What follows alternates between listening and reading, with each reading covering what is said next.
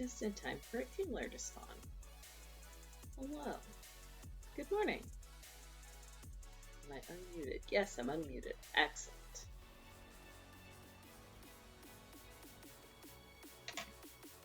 Well, hello, friends. It has been a bit. I'm glad to be back, although the holidays were quite good. Good is pushing it. I mean, to each their own. Oh, burp.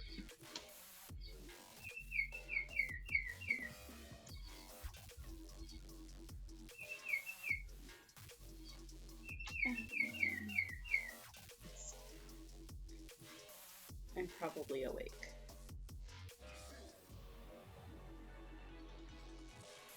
This is fine. Good morning, Randus. Well, morning. It's morning, Randus.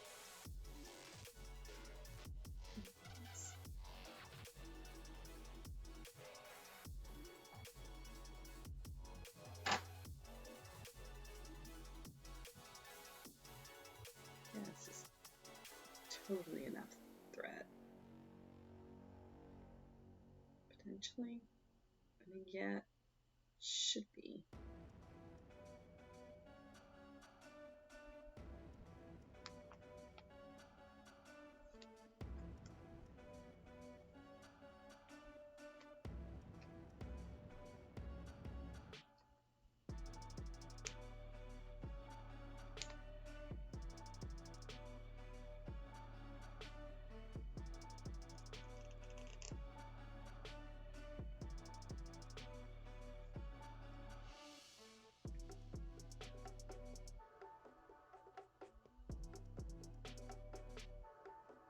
But, oh no.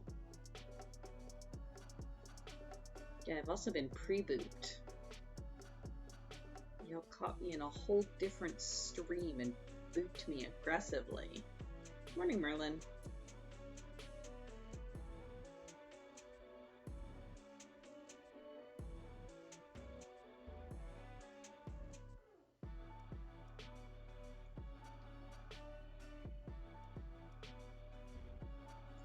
Requires food, but does not know which food to nom.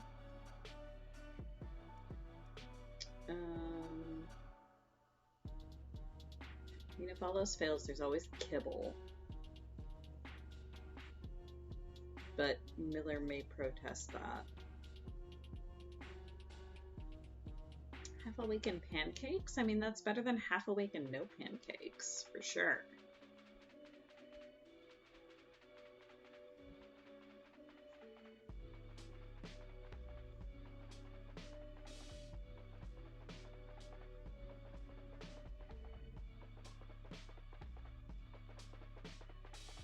Pancakes are a good idea.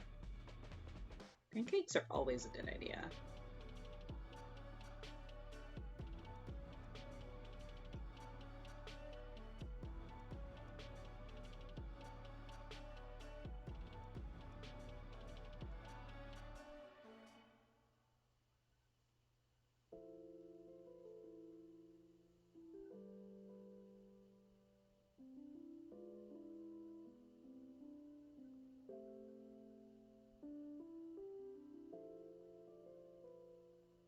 Oh, we have 2 votes for French toast, which is also good.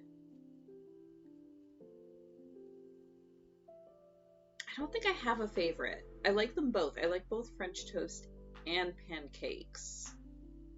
It kind of depends on like what mood I'm in. Kite is raiding with a party of 6. Where did that come from? I have no idea. Yeah. I think this command should still work. Underscore kit. There we go. They were doing Dwarf Fortress. Also, you have no idea how tempted I was to just forego crafting and stream Dwarf Fortress this morning, just so that I would have an excuse to play it for another 4 hours. But I don't think my computer would be able to handle that, so. Kindly Kite has subscribed for 8 months. Yeah, again? OBS chat is now looking up. Yeah, it's nice that it does that.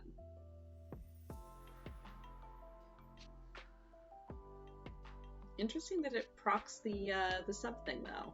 Nifty. I can't believe you still haven't gotten the issues with your accounts resolved.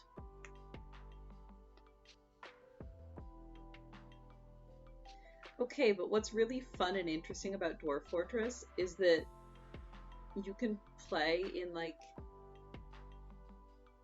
it showed the button on the OBS one, but it didn't work. The actual resub came from your phone. Interesting. Huh.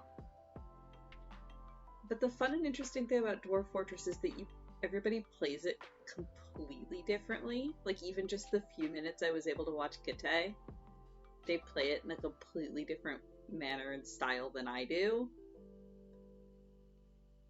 So it's really easy to, like, completely customize and tailor your experience so that it becomes fun for you, which is nice.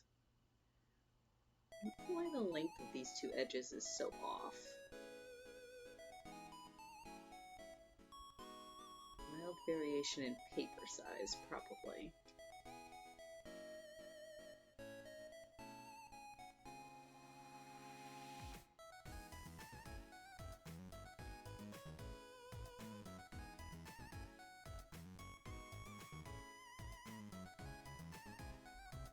So, like, the way that I play Dwarf Fortress is probably incredibly boring to watch. Because I have, once I get all of my workshops and stuff set up, I have enemies turned off. So I shouldn't be getting raids or sieges or anything. And then I just kind of dig. Because I enjoy finding gemstones and minerals and then making things with them.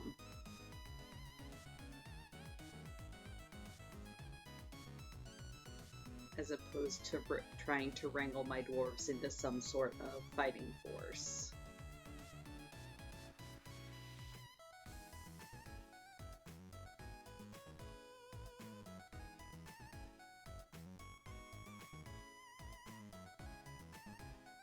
Yeah, that was me. That I wish there was just a lapidary simulator. That was indeed me.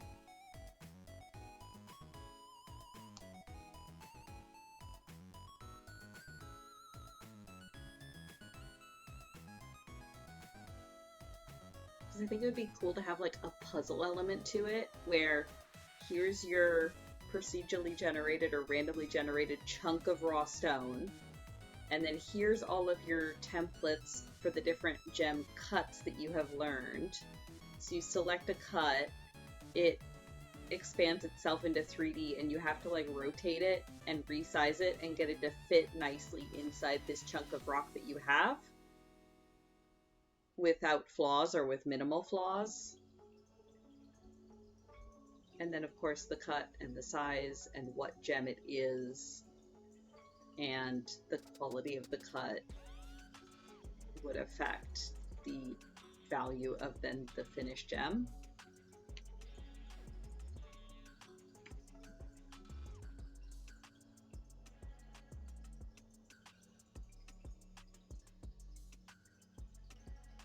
Unfortunately, I have 0 programming skills, and I have no idea how I could actually make that a thing. Just a full 3D gem cutting sim where you have to line up the gem in a vise and work out the... Yeah, exactly! I would totally play that. I would want to add some sort of, like, a mining section to it where you have to go out and find the rocks first. Because I also find that part to be fun. But yeah, no, I would totally play that.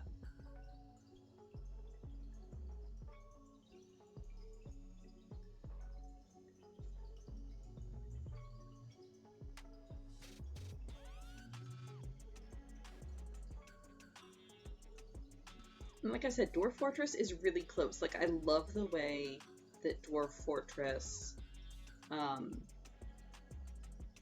is spawns the right word? Spawns the minerals or creates the mineral veins and things.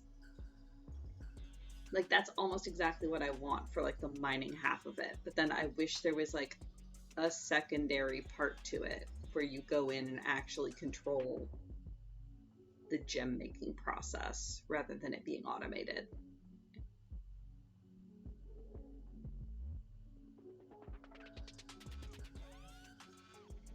And from what I can tell in Dwarf Fortress, the various different cuts are just like flavor variety. They don't actually affect the value. But I think it would be interesting to have the actual kind of cut also affect the value of the finished piece.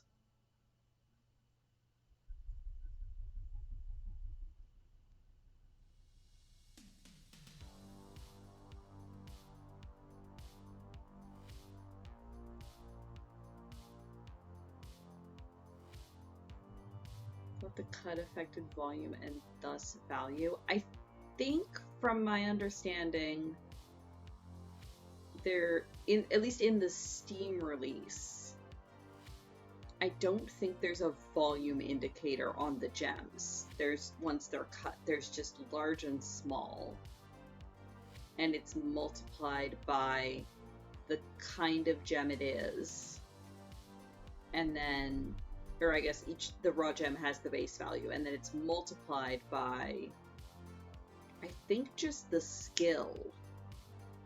So like how well your gem cutter cuts it. I don't think the actual, unless the actual cut is related to, like, if certain cuts can only be achieved by higher skill levels. I haven't looked that closely into it.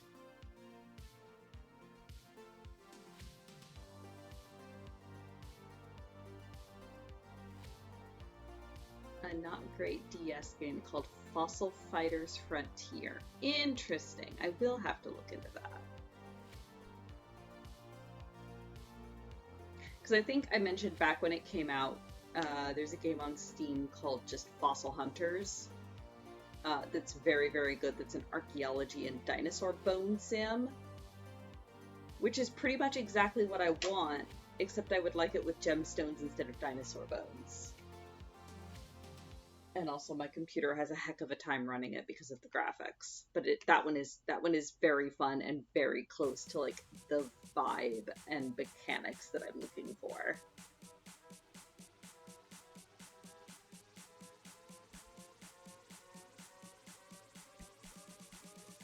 But again, my computer has a heck of a time running it. At least with the 2D graphics, I can put a population cap on Dwarf Fortress and my computer will handle it pretty well. Or at least it has been so far.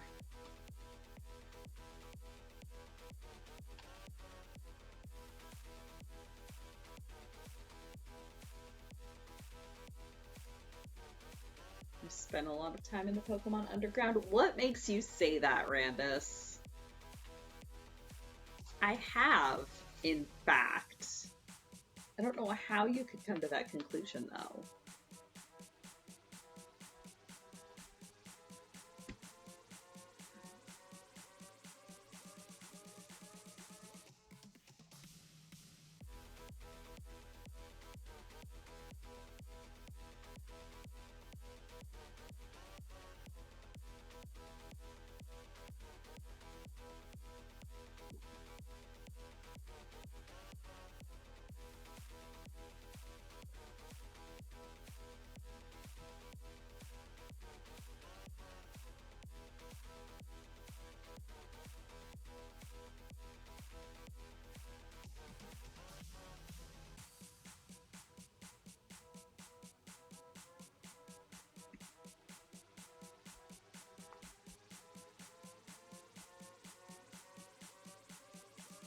So I have to look at how to publish the VOD on mobile. Oh god, I don't know.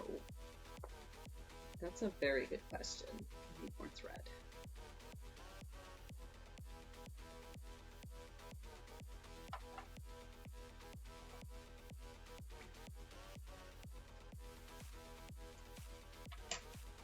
I think if you have your account settings set, it just does it automatically, because like I don't ever do anything specific. My VODs just show up when I'm done. Because I think there's a setting in your account that's like always publish VODs or something. If you didn't have that set before you streamed, then I don't know. Oh, have auto publish off. Oh, that's fair. In that case, yeah, no idea.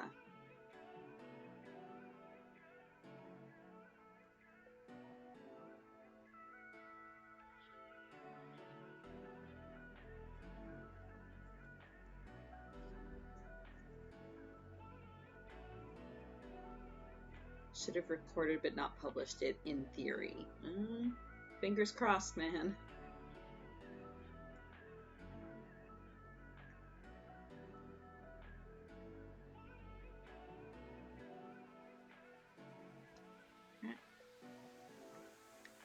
This is one fabric that I hate because the decoration on it is thick. Thick. My needle does not like it when it's folded over 4 times.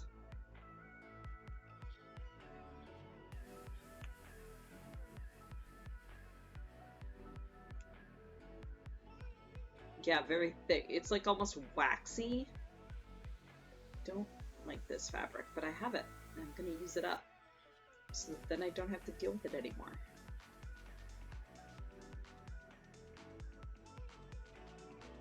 I know, white thread on white cloth. This is riveting television. Hey Dobby, good morning.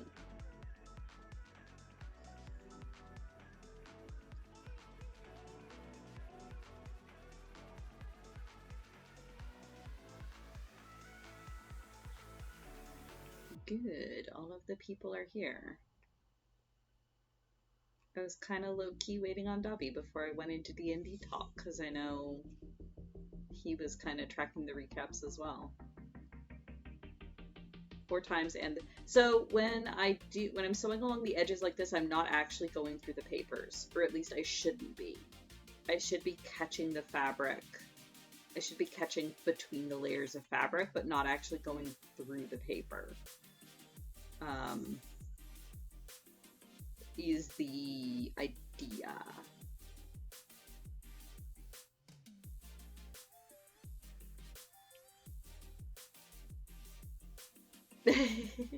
Yes, Kitsune. Yeah, so we weren't supposed to have a session yesterday. It was makeup for last week, which since it was New Year's Eve, we did not have a session. And there will be another session next week, so you get 2 recaps in a row. Yeah, a lot happened yesterday. Most of it good, I think. Kara and I were saying afterwards that, like, it felt like we meshed really, really well, as a group. Like, it felt like yesterday flowed really smoothly. Even if not everything went ideally as far as, like, dice rolls and actions, it felt like it went really well. Which is good.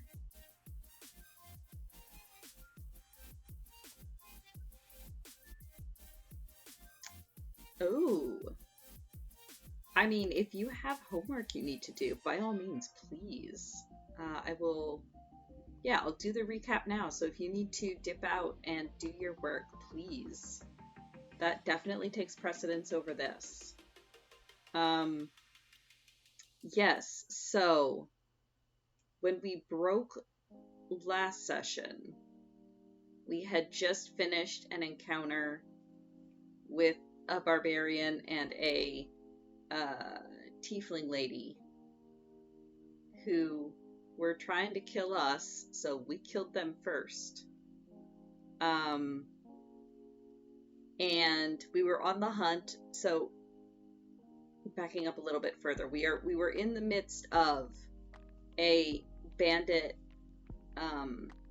hideout, ruins, basement thing because the town that we're in has been being harassed by bandits quite badly, and we decided, all right, you know what, enough of this. And on our way in, we had met up with a local woodworker. She's the rogue. Okay, cool. I couldn't remember her class. We had met up with a local woodworker that was frantically searching for a way into the ruins. And he told us, hey, and one of our party members was vaguely acquainted with him. He told us, like, hey, the bandits took my wife and children. I have to get them back. And we're like, oh, okay, cool. We will help you rescue your family, my dude. Found a way in. On our way through this complex of tunnels and such, we came across the body of the woodcutter, and it turned out the one that had been traveling with us was a fake that had used an illusion, which, that's interesting. We're going to need to revisit that. Why was he hanging around outside, probably waiting for us? And why did he bother telling us that the woodcutter's family was in trouble? Was it that he wanted them rescued? Or was it that he just wanted us inside and figured this would be the... No, oh yeah, I'm not expecting comment, Randus. This is just occurring to me that, hey, we should probably make a note that this guy's motivations are interesting. Why did he bother to tell us there were hostages? But in any case, when we came across the actual woodcutter's body, the one we were traveling with basically went, oh shit, dropped the illusion, cast darkness on us, and then fucked off. So he got away. I'm sure he won't ever become a problem in the future whatsoever. So we had then continued through, found this storeroom with the tiefling lady and the barbarian in it. Tiefling lady stabbed Landon, and then barbarian dude brought a hammer down on Light's head. So Bram decided, alright, enough of this. There was also a small encounter with skeletons in between. But yeah, the skeletons are fine. We took care of them quickly. There was a turn undead involved. Yeah, no problem. Yes, there was a turn of 4 different reactions while Landon was being stabbed. It was fine. Oh, the illusionist got mauled by a bear on the way out? Definitely. Okay, so we'll definitely find his body then. I'm sure. Absolutely. Yeah, so at the start of yesterday's session, that's sort of where we had left off. So at the start of yesterday's session, we were like, okay, we're starting to kind of be in rough shape, but there's still hostages here, so let us continue onward. So there was another door in that room, and when we went over to listen, we could hear like whimpering and crying on the other side. So we were like, oh shit, hopefully the hostages. So Glint was very smart, and as she eased the door open, she cast Silent Image to have an illusion walk through the door, not her. Like, not her herself. And luckily both of the guards on the other side of the door were very dumb and tried to stab the illusion, thus alerting us to the fact that there were indeed guards on the other side of the door. So a very brief fight ensued. One of them died, and I don't remember how. I feel like Narthian shot them? I don't remember. Narthian shot a lot of people yesterday. I'm trying to remember how this first guard died. But in any case, the other one came running out of the room, Oh, sorry. So yes, so Narthian is oh yeah, at the end of the previous session we were contemplating a short rest and Randus gave us the hey, you can't rest, there's still enemies nearby. So Mrs. Father's Ryoshi's first character, Bezlik, unfortunately bit it, and Light and Landon were not able to get them to a resurrectionist in time. So yes, Narthian is their new character. She is a tiefling ranger. I need to ask him what color tiefling because I'm contemplating art. Yes. So, okay, yeah, it was a crit arrow. Thank you, Randus. So, yeah, Narthian just shot the one guy. The other guy, a red tiefling, excellent. The other guy, having seen Glint's illusion and thinking that they're just chasing a cat, comes running out of the room and basically face plants straight into Bram, who was standing a square away, with Light right beside him. So yeah, just imagine the hilarity of running out of the room and then basically face planting into the stomach of a heavily armored centaur. He basically goes, oh shit, oh shit, oh shit. Bram tries to hit him on the head with his shield and misses. But then catches his eye and is like, hey, we will accept your surrender. You don't have to fight us. And amazingly, this guy decided to actually surrender. He got mildly bonked by Glint first.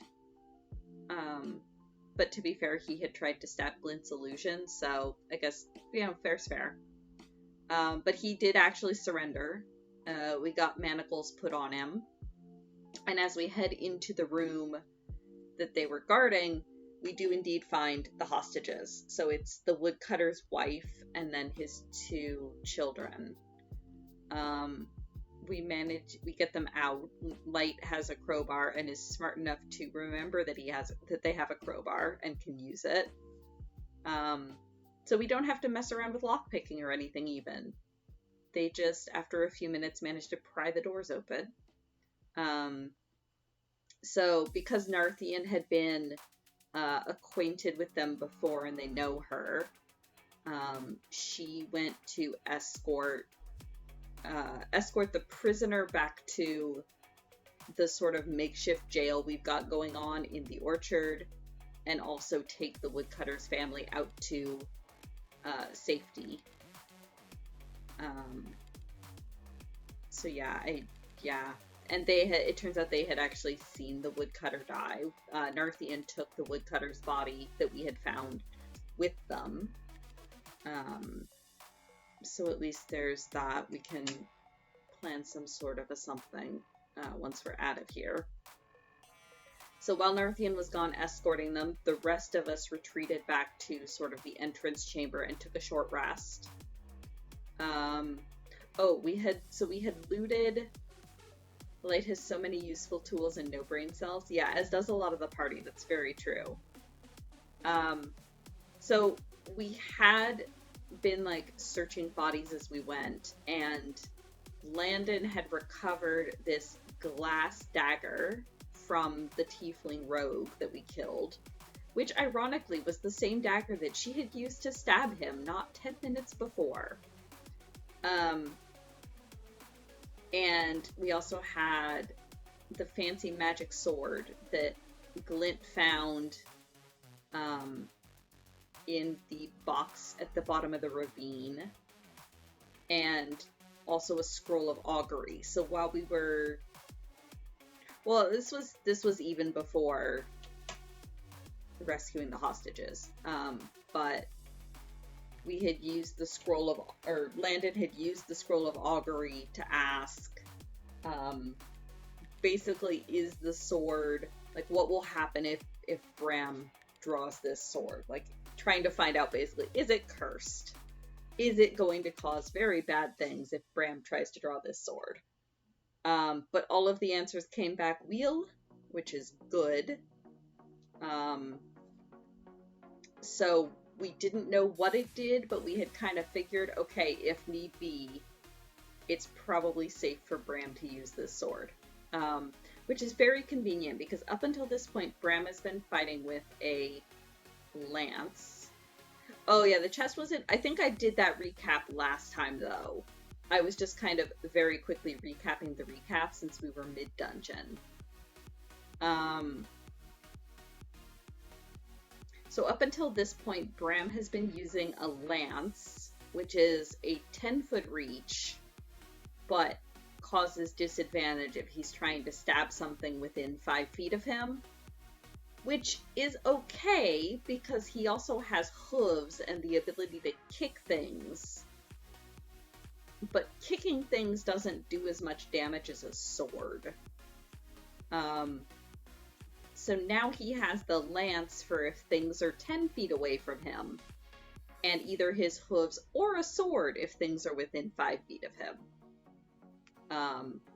If he has enough time to switch weapons, yada yada yada. That becomes an issue later on.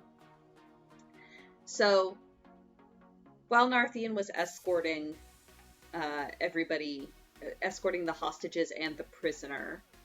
Ooh, sloppy chocolate pancakes. Interesting. Nifty. The rest of us retreated to the entrance chamber that we knew was safe and cleared and took a short rest. During that short rest, Landon attuned to his new fancy glass dagger, which I don't know what it does because I don't believe Landon shared that information. And Bram attuned to his fancy new sword, which does very cool things. None of the effects have come up in game yet. Well, at the base level, it's a +1 longsword. So, bonus to hit, which is always nice. Oh yeah, we know it glows. Yeah, so once Landon attuned to this glass dagger, it began to glow. With this nice, soft, warm yellow glow for like 5 feet. Which won't become a problem at all, ever, if we're trying to stealth. But that's a future problem.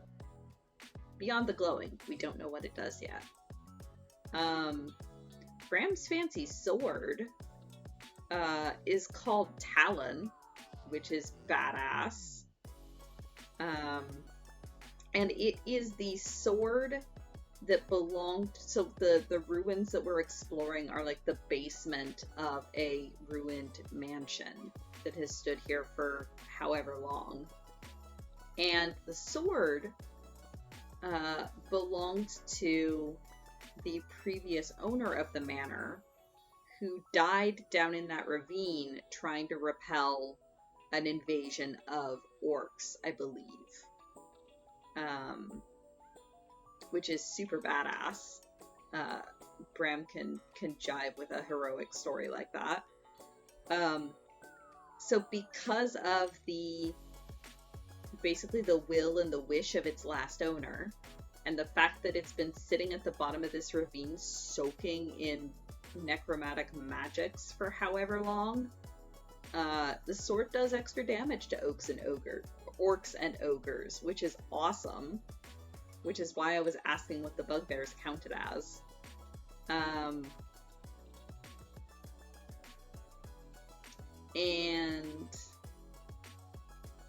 let's see. It's got another effect that I'm not gonna share because I don't know if Bram is... Like, the extra damage stuff he will absolutely be telling the party about as soon as they have 5 minutes to breathe. The other extra effect, I don't know if he's going to tell anyone about, so therefore, at this moment, I am not going to tell anyone about, but it's very interesting. Yeah, so we attuned to our new toys, took a short rest. Narthian returned, and then we kind of had a very brief, okay, what next? Oh, and I should mention, as we were sort of interrogating the prisoner and also talking to the hostages about like, okay, well, what else is down here? Like, what can you tell us anything?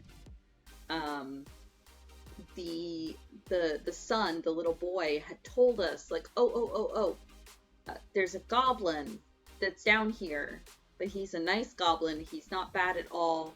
You have to try to help him because he promised that if he got free, he was gonna help us. So please try to help him, Droopy. Yeah. So we were kind of half on the lookout of like, okay, we think there's possibly a goblin down here, question marks, that might be innocent, question marks. I mean, innocent might be stretching it, but pardon me, at the very least, shouldn't be hostile. Can help if can. So on the other side of the ravine, there were staircases and doors that we hadn't even touched yet, but we're pretty confident we had cleared everything on this side of the ravine. So we're like, all right, well, I guess we're gonna head across the ravine. So we do. We head down a staircase that ends with two doors. A north door, a door heading north, and a door heading south. Light is at the front of the group because they're the one that had seen these doors previously and knew where they were. So they pause at the bottom of the stairs to sort of listen at the doors very intently, listening very carefully for any hint of movement or ambush on the other side of the door. They hear nothing, so they open the door and immediately get ambushed.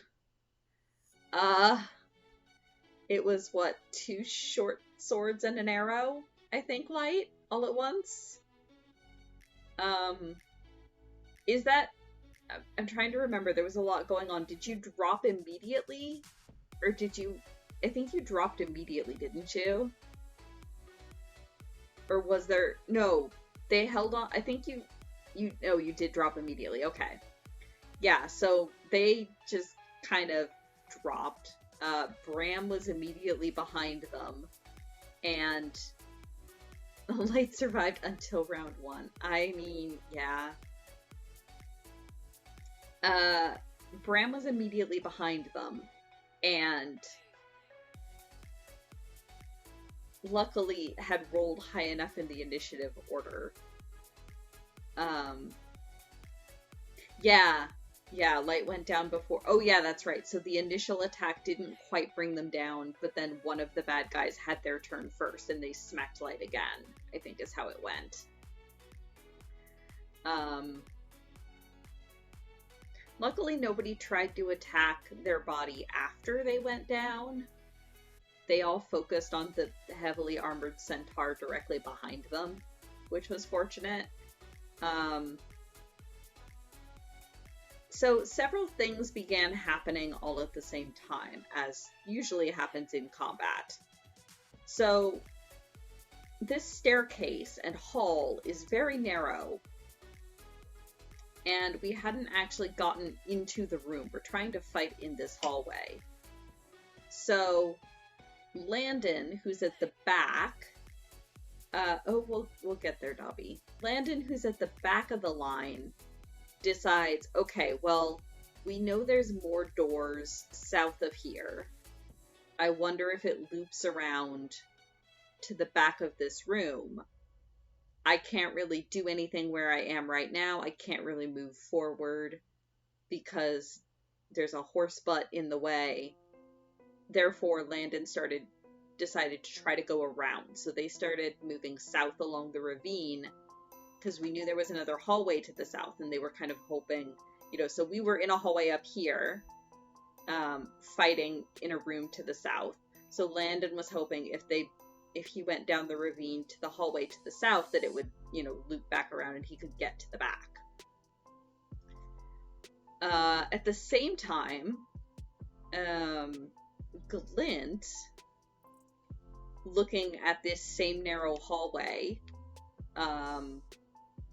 had the brilliant idea to cast Spider Climb on Narthian so that Narthian could just walk up the walls and across the ceiling, and spider climb his hands free.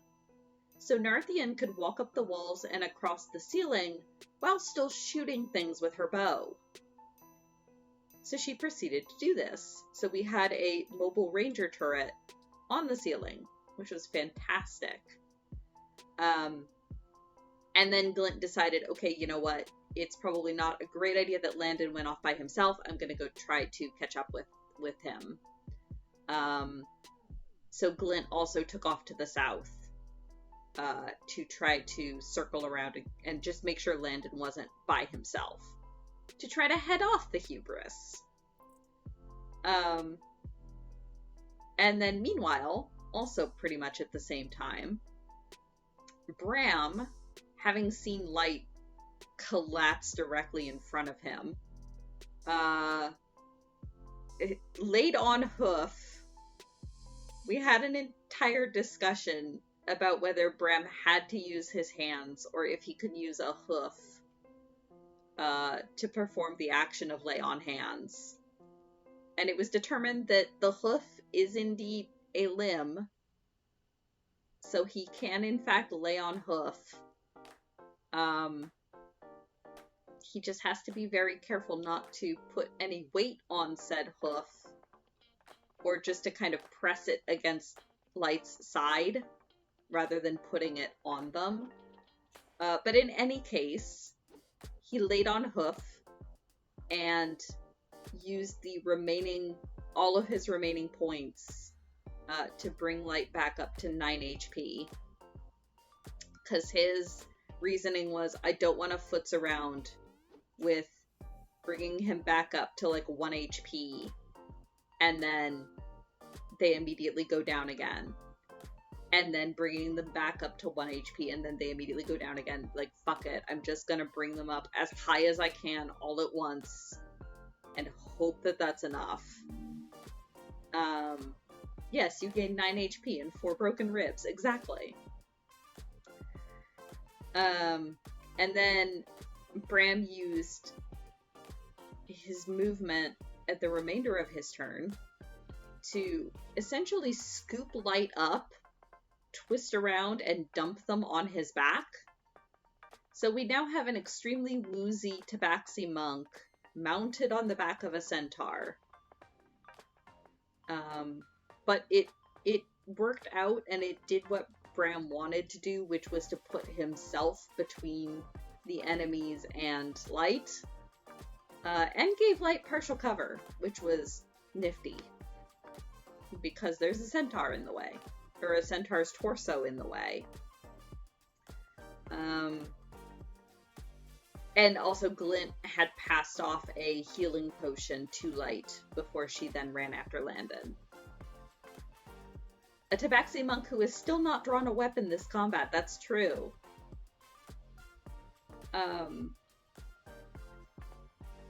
Yeah, so from there the fight actually went okay. Narthian did the mobile turret thing and was standing on the ceiling directly above Bram and Light, firing down through the doorway into the bad guys.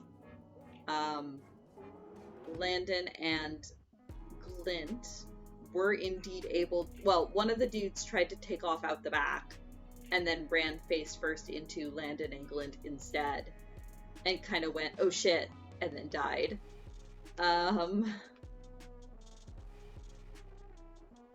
Not the point. Yeah, the point behind monks is that they are the weapon.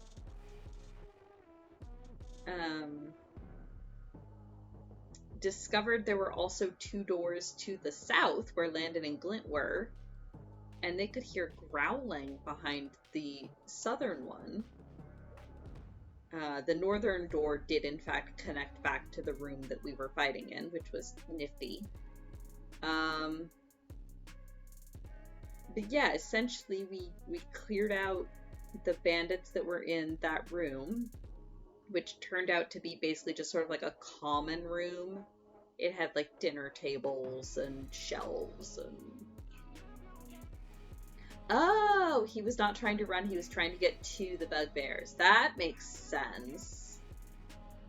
he did not succeed. Miller is a lapdog, Yao. What are you talking about? Yeah, no, that makes a lot of sense, Randus. Thank you.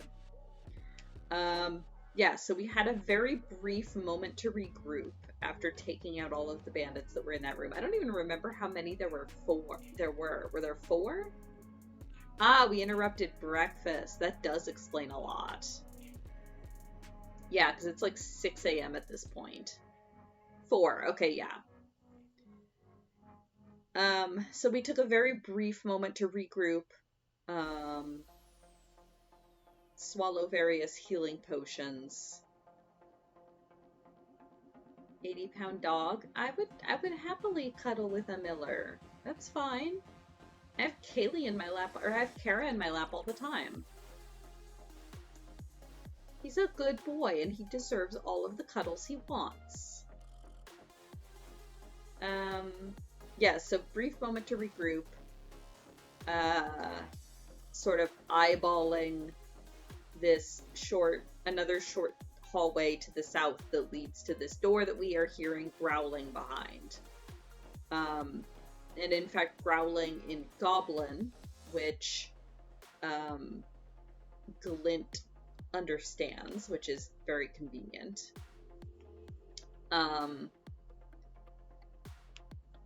So Glint walks down that hallway to right in front of the door and proceeds to pull out of her pack a bag of 1,000 ball bearings, which she then dumps right in front of the door.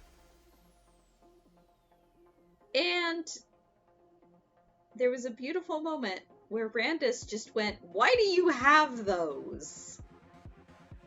And the answer is, for situations exactly like this.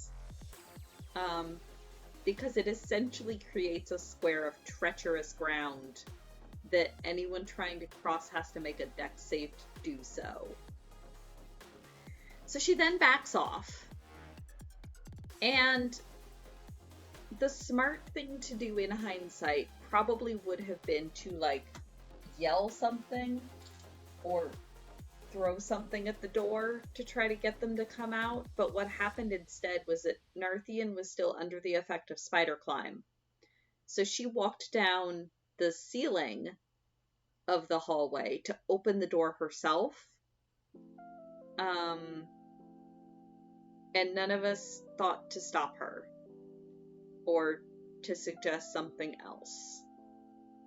I think the general thought might have been that with her on the ceiling, or at least on the wall above the door, that they might not have been able to reach her, but that did not turn out to be the case. And she was immediately smacked in the face by a morning star from a bugbear. Which was fine. Totally fine. A 2,000-piece case of copper BBs? Oh no. Oh no, yeah. Yeah. So Narthian got smacked in the face by a bugbear.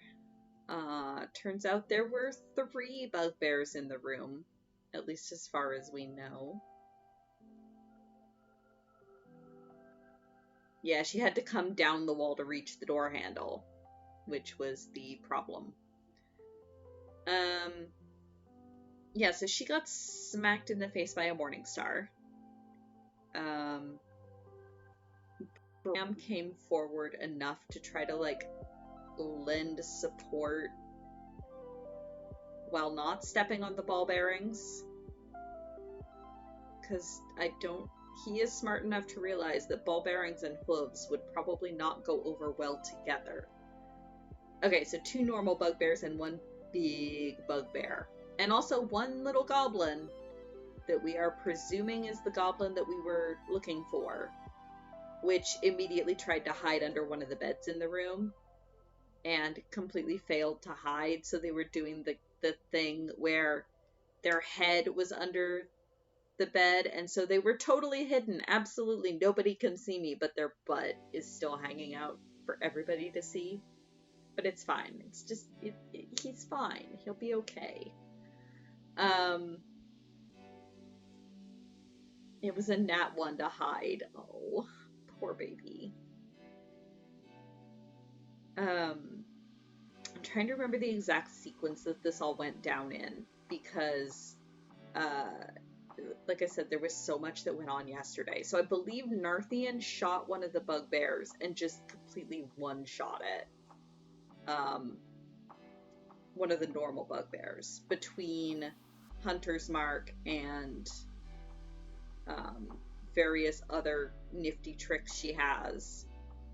She shot one of the bugbears through the throat and just like completely obliterated it immediately, which was convenient.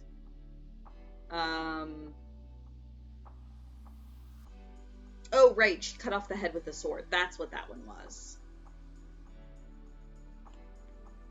Yeah, she swung down and completely decapitated it. Thank you, Randus. I also don't have notes, so that would be why things are kind of blurry. Crit the first, cut off the head with the second. Yes. Oh yeah, Kite, you had mentioned that.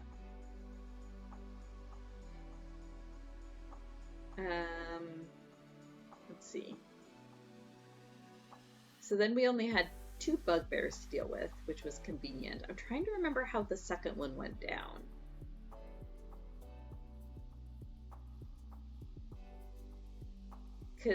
So Bram essentially had to drop his sword to grab his lance to stab over the ball bearings so that he didn't have to step on the ball bearings to try to get to the bugbears.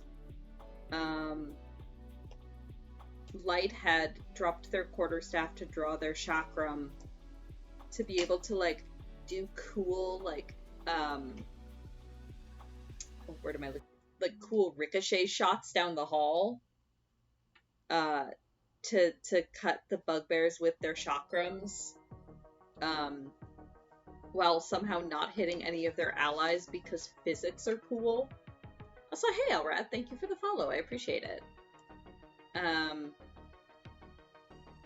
And then Narthian had to toss their bow backwards to be able to draw their swords to decapitate a bugbear. So yeah, there was just a pile of weapons on the floor at one point because none of us had the time to resheath anything. But yeah, group effort for the second one, with Narthian finishing it off. Imagine Captain America. Yeah, exactly. Just ricocheting down the hallway. Somehow missing the 7-foot centaur and the tiefling hanging off the wall. Both on the way down and on the way back. I'm gonna need more white pieces. I am out. Let's see. So then we just had the big one to deal with. So at this point, having killed the second one, Narthian has enough breathing room that she can retreat, so she goes darting back down the hallway, still up on the wall, to try to disengage and get herself some breathing room. Bram also backs up to try to lure the last big bugbear out. He does indeed come charging out. He hits the ball bearings, fails the dex save, ends up flat on his back and pissed. Hey Merlin, yes, this is D&D recap. It was fun. There was a lot going on yesterday. So the bugbear ends up flat on his back and pissed off. Spends half his movement to get back up. It would have been more effective if they had to go further so that wasting half their movement would have actually had an effect. But in any case, it was really funny and probably encouraged Glint. So, encouraged her to do more things like this in the future, to be clear. And then Giant Bugbear came at Bram and Narthian. So he ended up swinging at Bram a couple times, ended up swinging at Narthian a couple times. Swatted Narthian hard enough that she passed out. Yeah, or if they didn't have quite enough movement to stand back up, that would have been nice.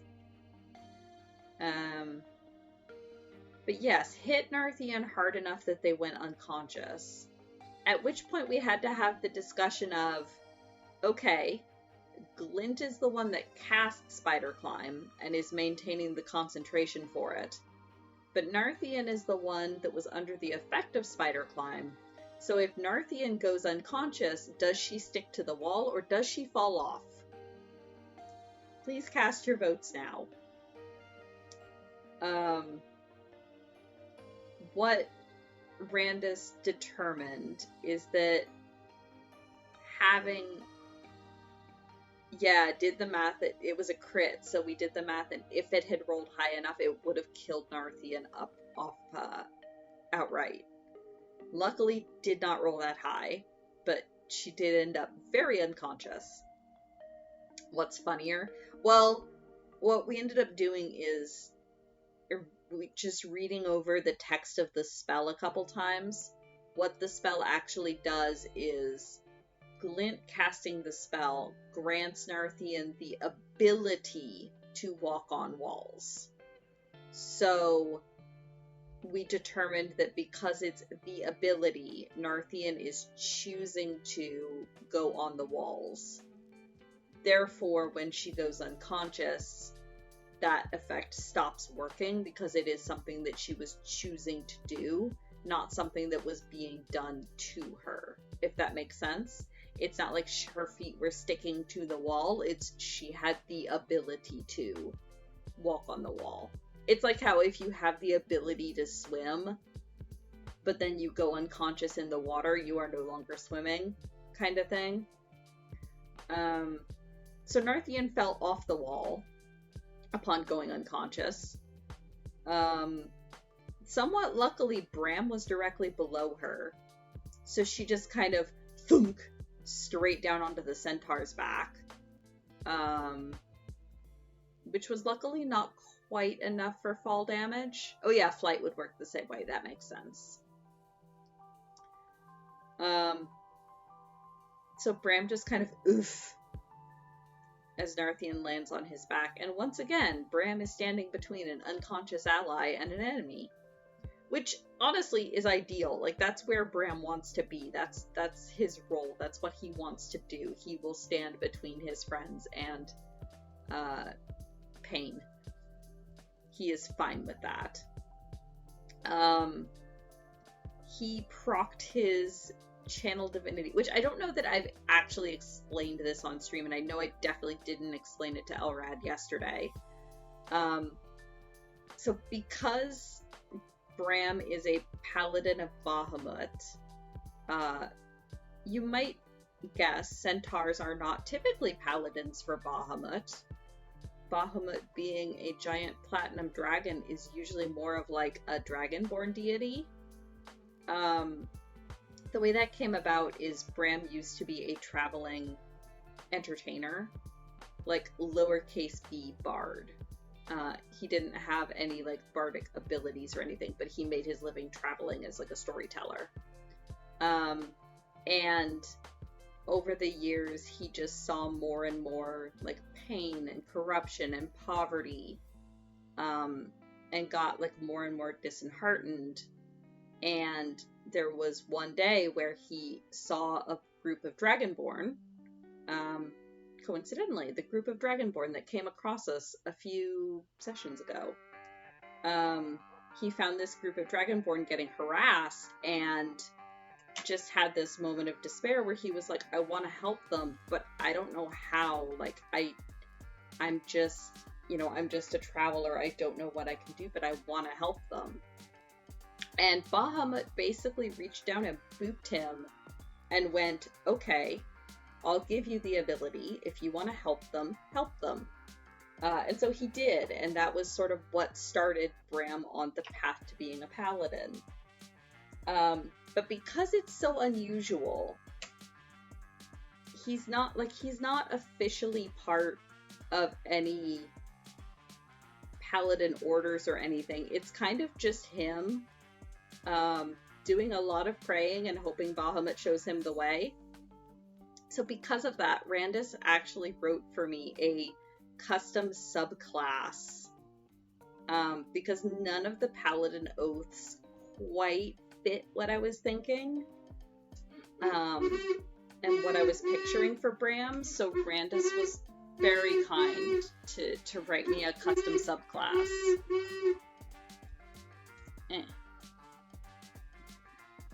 So because of that, he has custom channel divinities that are specific. Oh, I didn't need white thread for this. That's okay. Actually, I will switch that. Save that. He has custom channel divinities that are just for him because of Bahamut. One of which I haven't actually had the opportunity to use in game yet. The other one of which I've used a lot, which is the Scale Lord's Breath,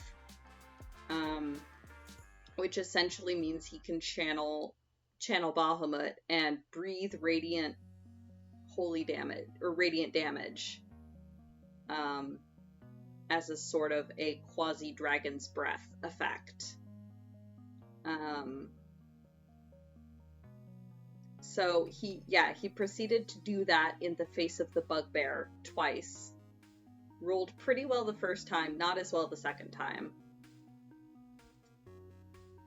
Everyone insists on trying to insult Bram by calling him Pony, which he's not terribly pleased with, but I don't really think it's the dire insult that all of these people seem to think it is, but whatever, that's a side note.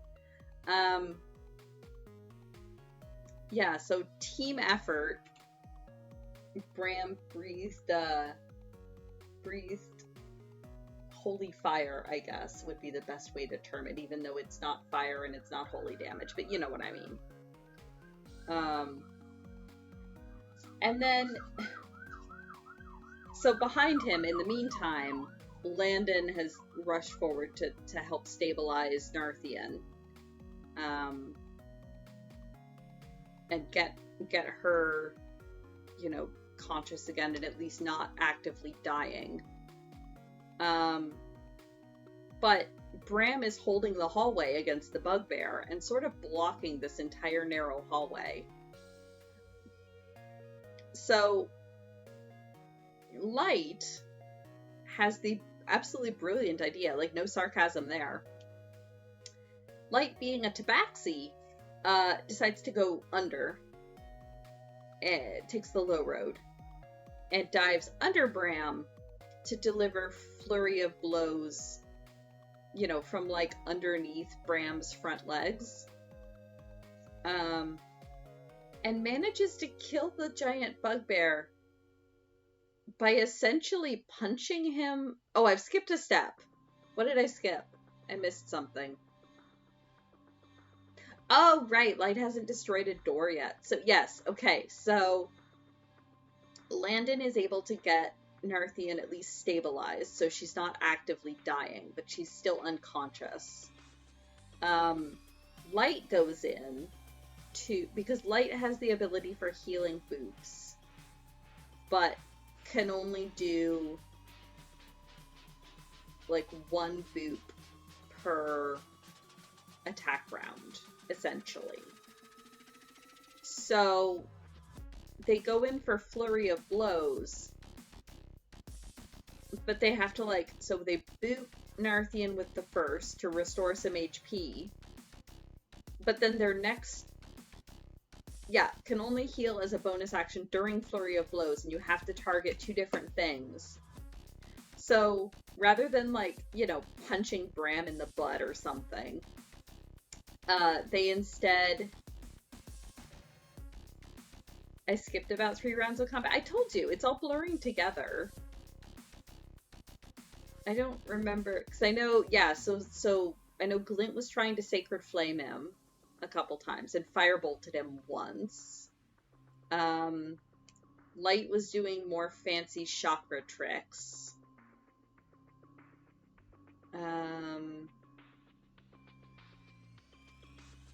But yeah, so Light went in to do Flurry of Blows to boot more HP into Narthian, but then had to target something else with a damaging attack.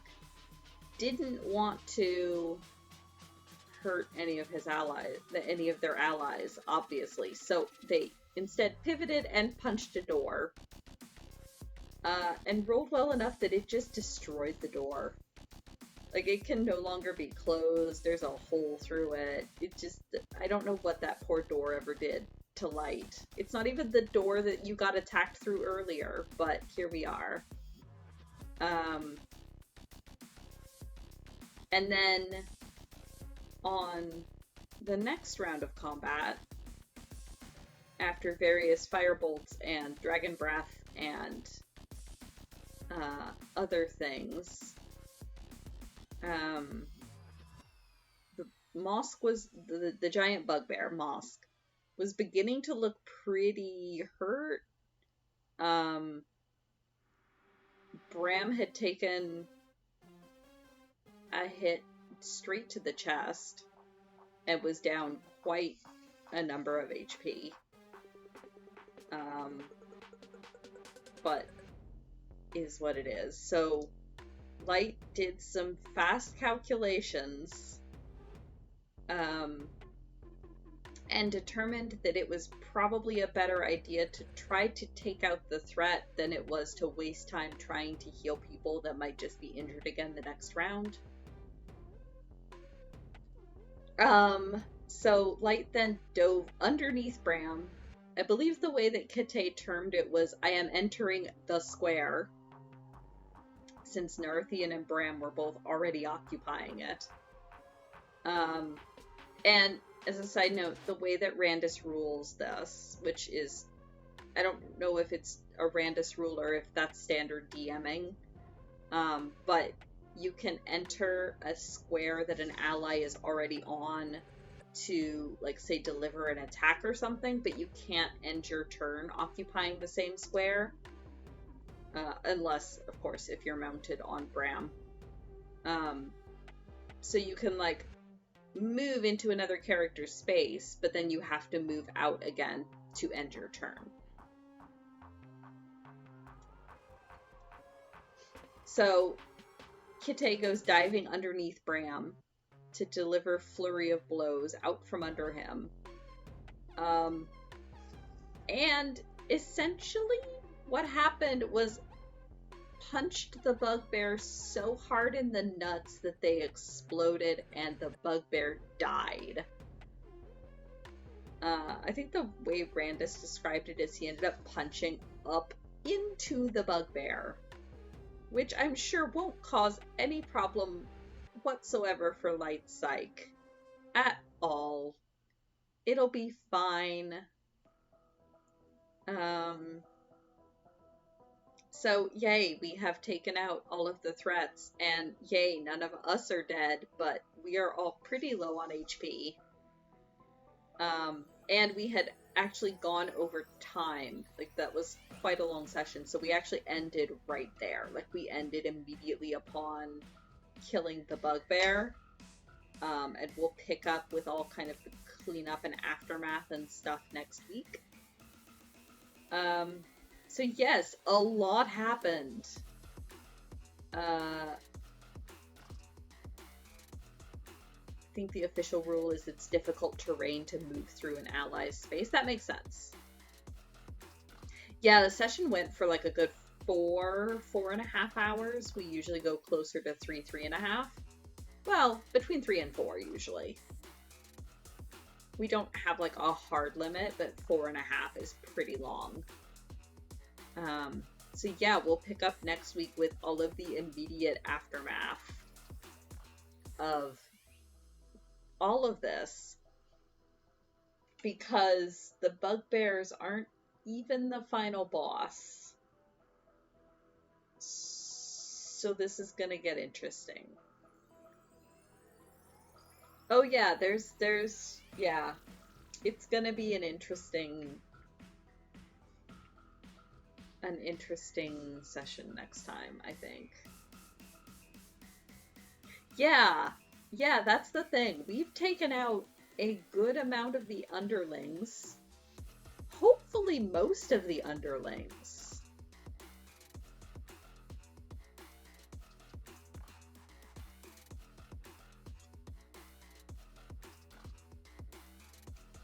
I mean, I've been kind of presuming law of conservation where the town itself is somewhat larger than the map that we actually have.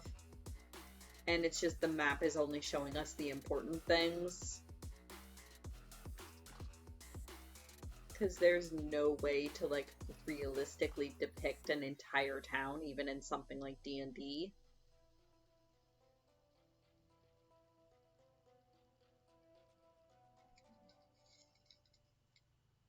So I'm sure there's like entire residential districts with assorted minor shopping districts and stuff that we're just not seeing.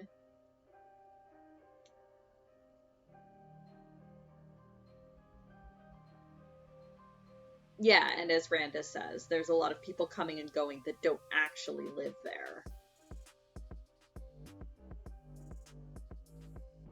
Oh, that is actually the whole town? Interesting. So probably what the bandits are doing then is, yeah, a lot of it is shaking down protection money from the businesses that do exist in town, but there's probably a whole lot of robbing travelers going on too.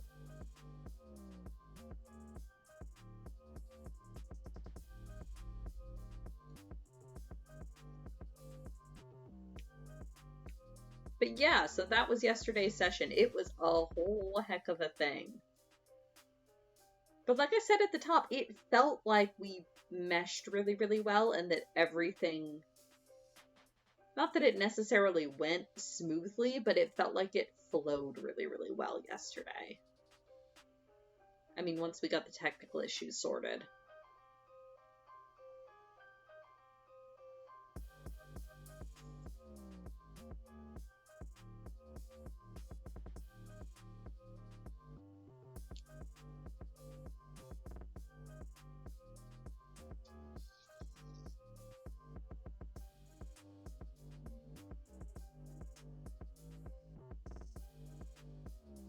But yeah, it was fun. Ah, abducting minors and selling them into slavery. That would do it, yes. I don't think we're even aware of that in game, are we?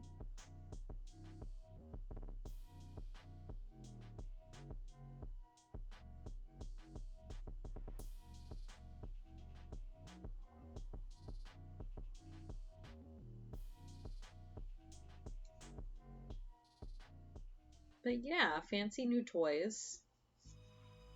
Fancy new sword. Some shenanigans with a capital S. It was a good session.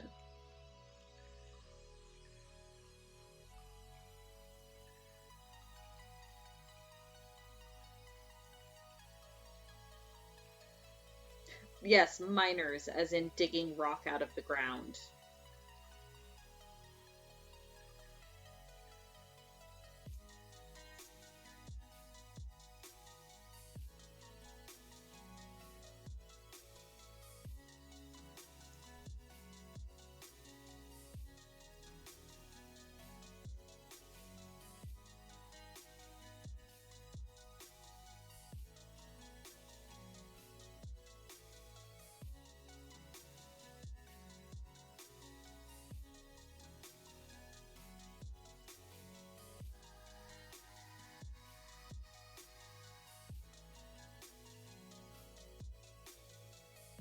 That family was the first townfolk to be actively affected by the red bands, minus the exploitation or extortion. Okay. Which again brings up the questions. Like now I'm wondering what happened, what changed that got them to go after this family. So that's worth some investigation.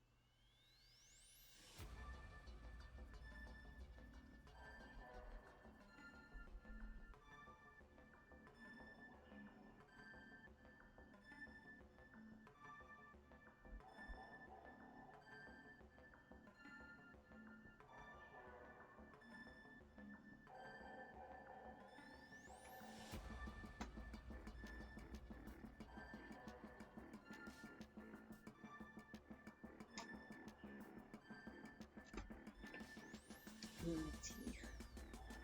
Delicious tea.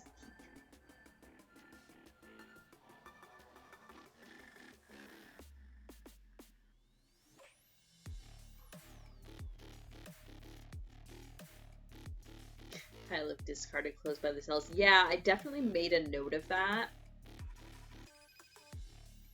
but didn't quite catch on to the meaning. I'm sure one of us will twig on.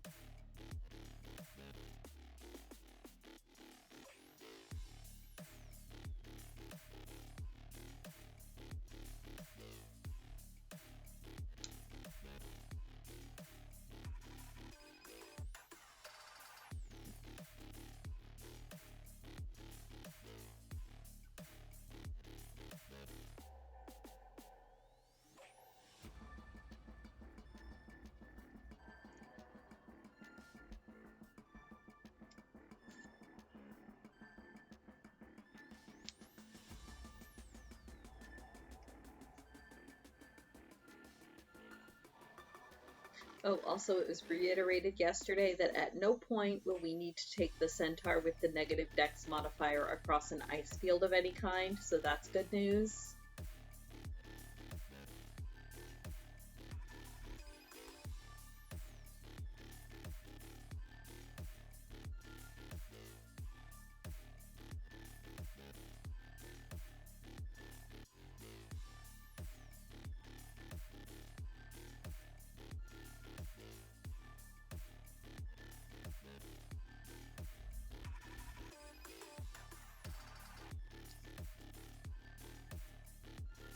Snowshoes on a centaur? I mean, it's possible.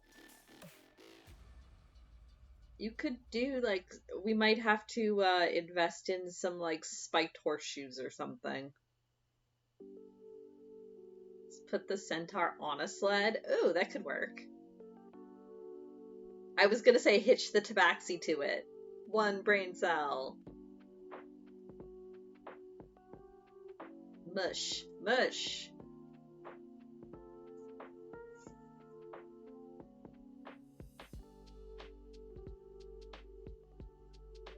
Nope, that's totally fair, Randus. I wasn't seeking questions or I wasn't seeking answers. That was more just me realizing that and going, huh, interesting.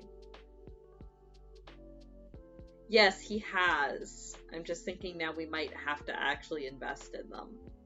We are gathering more gold at a faster clip than I was expecting to, so it could in fact be feasible. We would just have to find a centaur to actually put the shoes on, or get Bram to be slightly less uptight about his hooves. One or the other.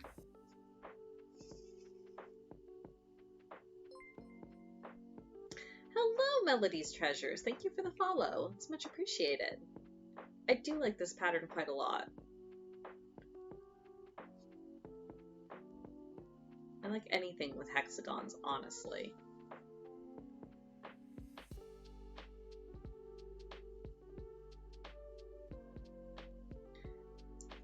For like creatures tend to do well on snow. It's the negative dex modifier that I'm worried about.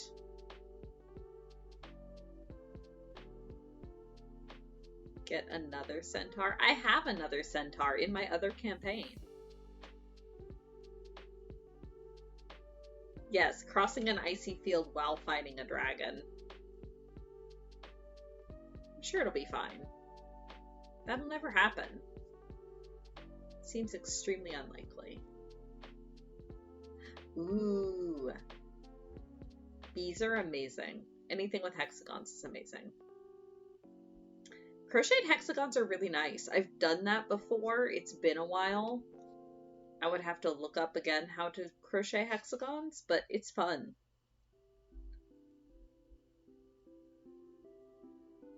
Oh. Oh no, there's no hexagon command.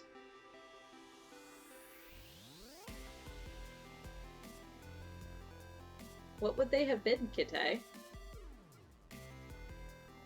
Do they just recursively link to each other? Where does this fold? It folds there.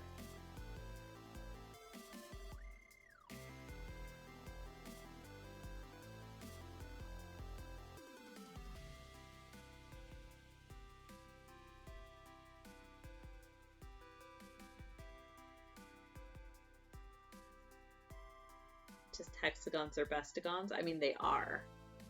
Still linked to the video. That was my first thought.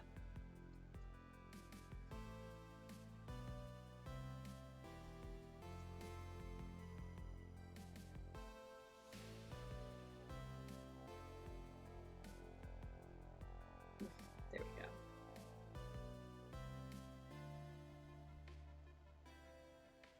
Lurking is perfectly fine. Thank you for stopping by. It's much appreciated. I'm not always super talkative. But I hope you enjoy.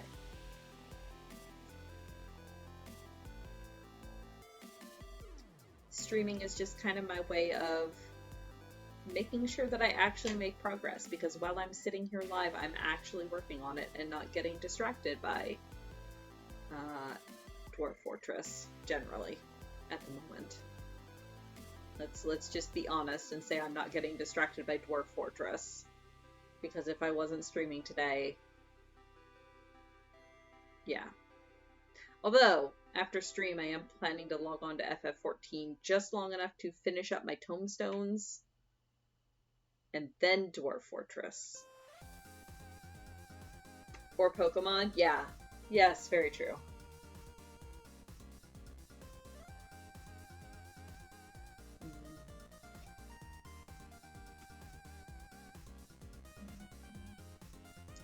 I'm gonna need more papers.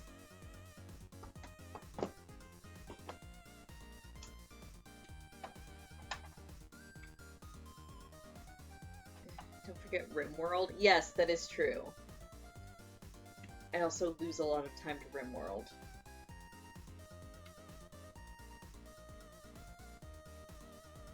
Alright. Oh yes, apparently the New Year's event for FF14 is quite good. It apparently involves Loporrits, which I'm gonna have to log on to one of my alts that's not done Endwalker to do it, because I'm curious to how that would work and how they're going to explain that. But yeah, it's Year of the Rabbit, so the New Year's event just straight up involves Loporrits.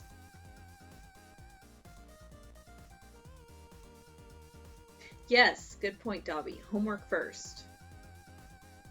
We all want you to do well, and to do well, you must do your homework. I mean, we can't make you do anything, but we strongly encourage you to do your homework. Or at least make a start on it, depending on when it is due. You are? Excellent! Good times. Oh, it's working on a group project? Ew. I always hated those.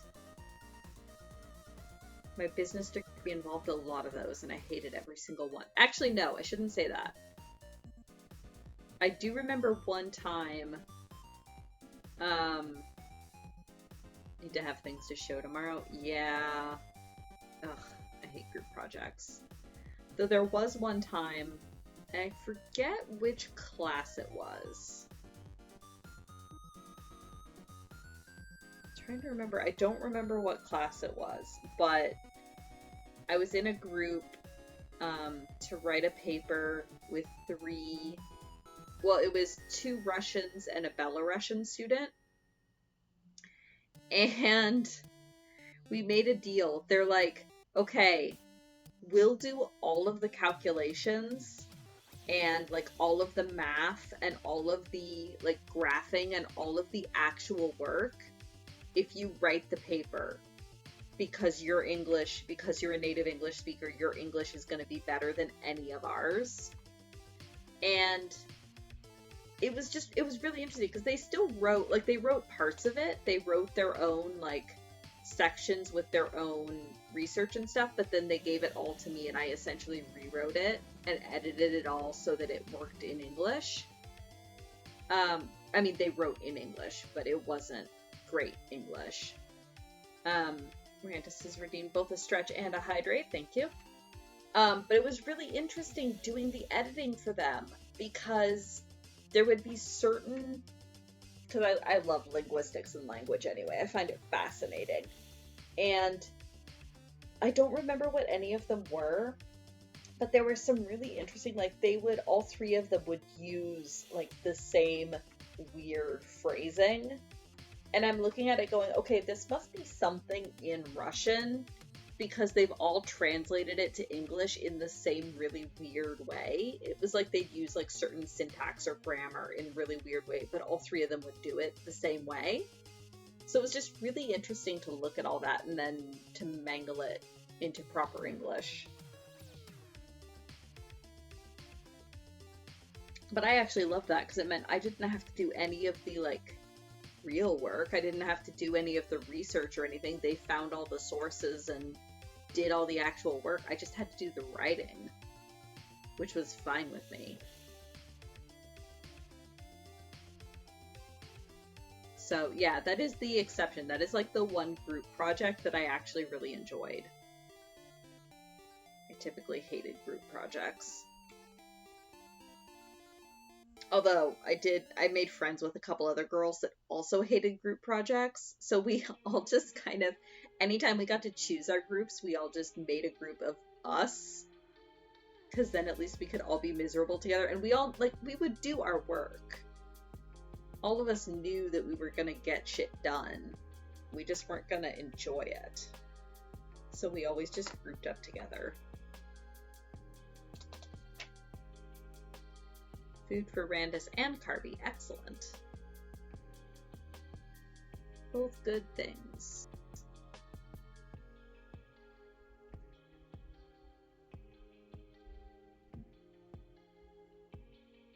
I'll take my usual noon break. Go and find something to stuff into my face.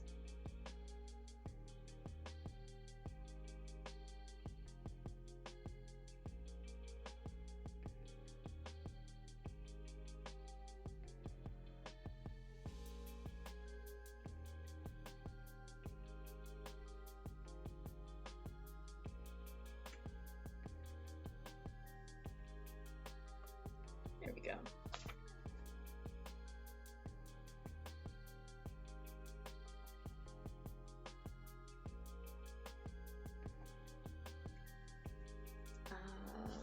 My large scissors are out of reach, aren't they?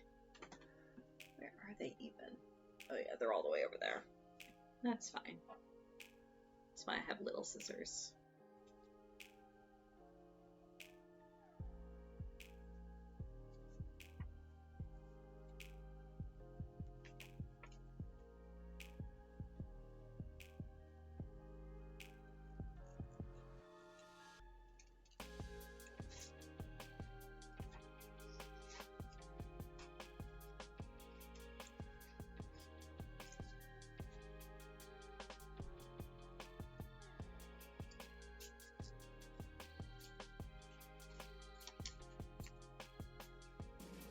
Oh, we're gonna get a new baby. New Carby, new Carby. Oh, neat. Not too different. Still Carby colored. Oh, and another hydrate. Alrighty. I'm almost out of tea.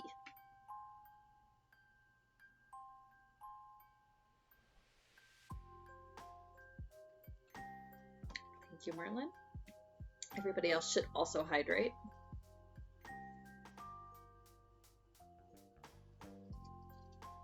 It's another reason for the noon break, so that I can get a refill on my tea.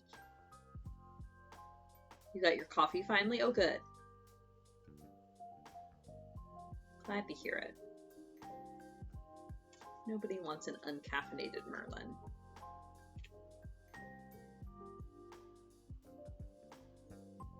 Which, I have not sent your package yet, Merlin. I swear I'll get to it.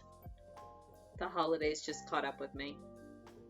And I have not yet found a box that is the proper size. So I will let you know once I actually do send that.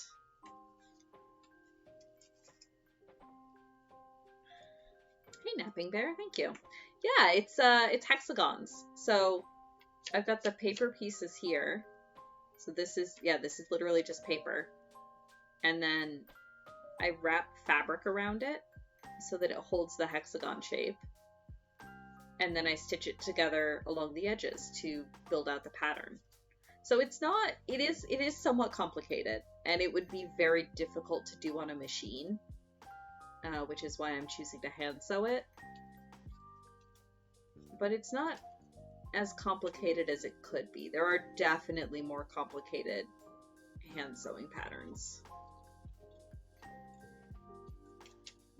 Hexagons just tessellate so nicely.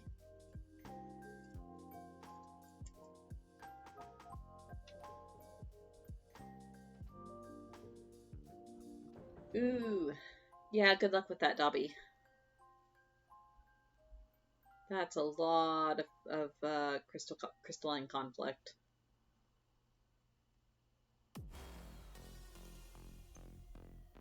I would offer to help, but I will be at work tomorrow. Or at least for most of tomorrow.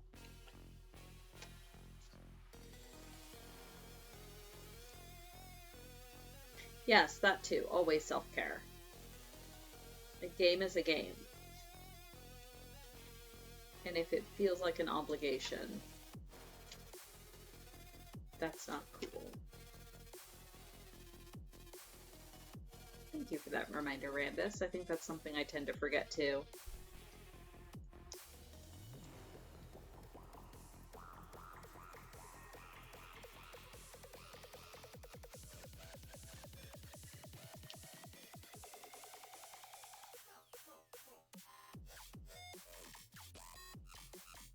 True, but I want them out. Yeah, that's fair too.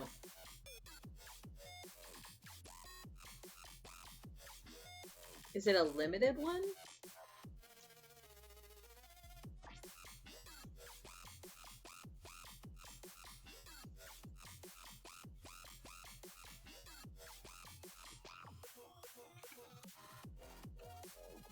Like a blanket? Yeah, no, it will be a blanket in the end. So the orientation. So the picture that's over here to the side is the pattern that I'm working from. So I'm working on one of the little round in between ones at the moment. I've got some of the other stars that are already done. So yeah, it'll be a blanket eventually. It's a very late wedding present for my brother and sister-in-law. We're going down to visit them in March, and I don't think it'll be done by then, but the more I work on it, the closer it gets.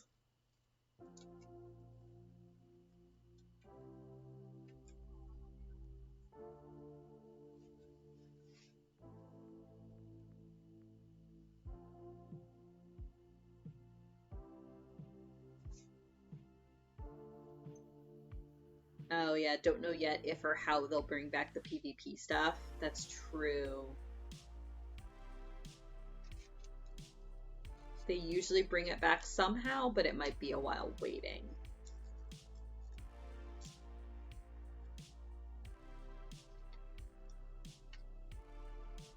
Wait, is it your birthday, Dobby? Awesome, thank you for the follow, Napping Bear. That's much appreciated. Dobby, happy birth!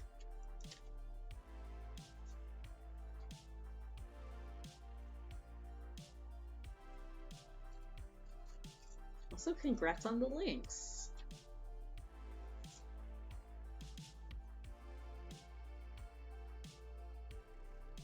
I am extremely behind on extreme mounts.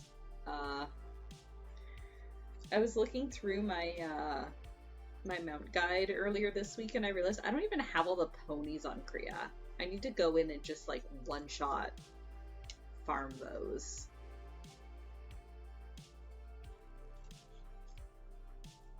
I never get around to doing any of the extremes.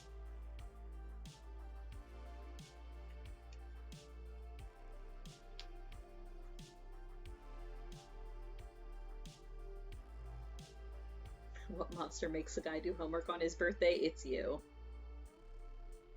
Curse you, past Dobby!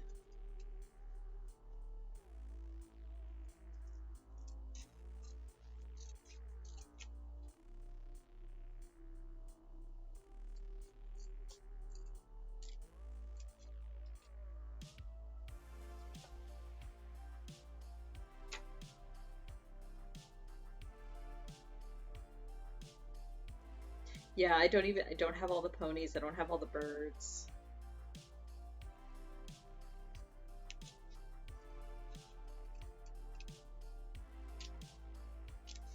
At least those are so old now that they're like the Realm Reborn ones you can just do solo. Even most of the Heavensward ones you can do solo.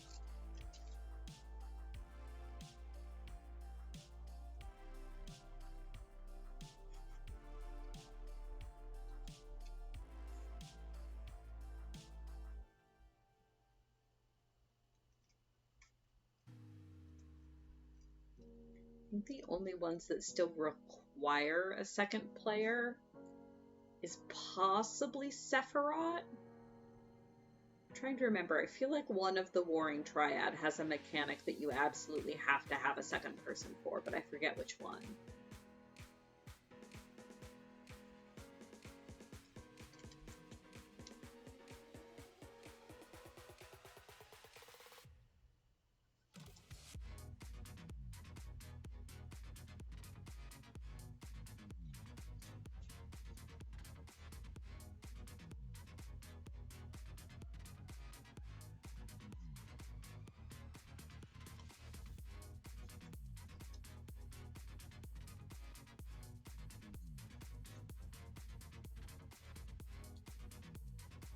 There we go.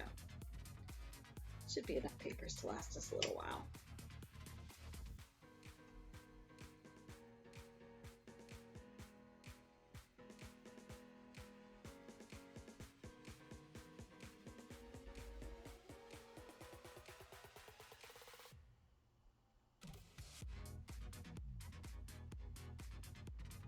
Four of 7 on ponies, 4 of 7 on birds. Nice. Oh yeah, that's right. We don't even know what our last 3 extremes for Endwalker are going to be yet.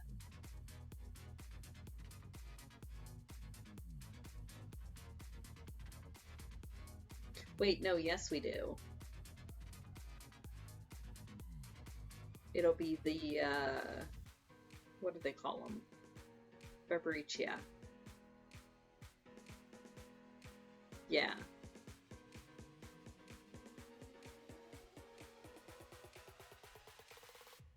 Yes, because we have the 3 trials that were from the MSQ and then Barbaricia now.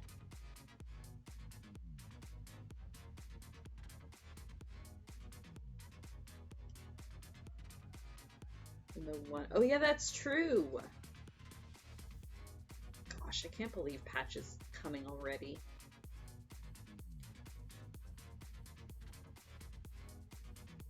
How is it already 2023, y'all? How?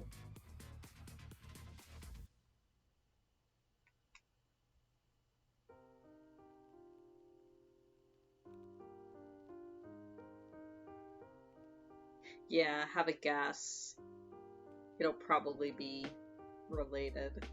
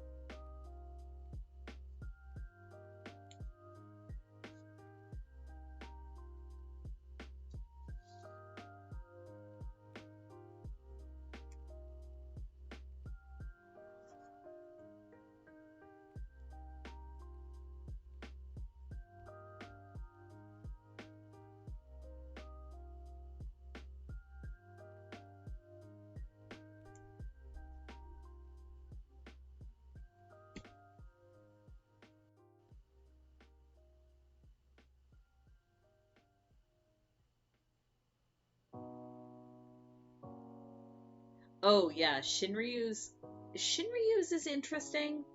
The one I usually hear complained about a lot is Seryu's, for whatever reason.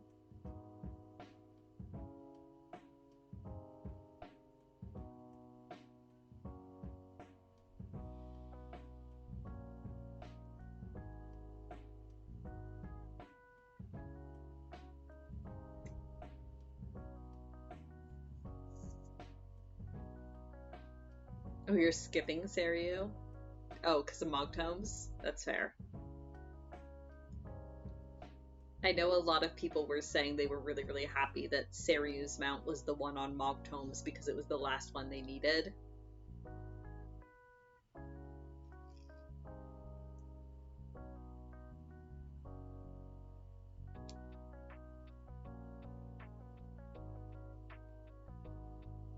Oh, yeah, a snake fear would be a problem. That's totally valid then.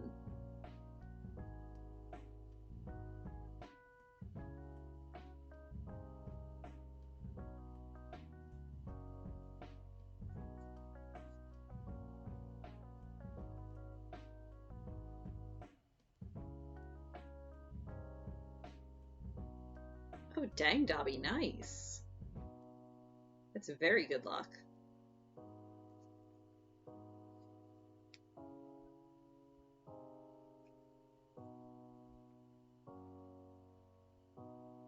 Oh, it's also because it's a lot. Yeah, so people that have only been doing it through Mogtomes. That makes sense.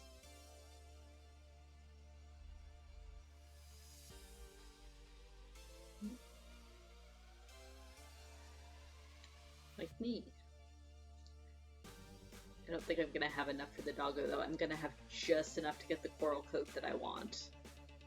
But that's fine with me. That's the only thing I really desperately need out of this is this stupid coral Regina jacket.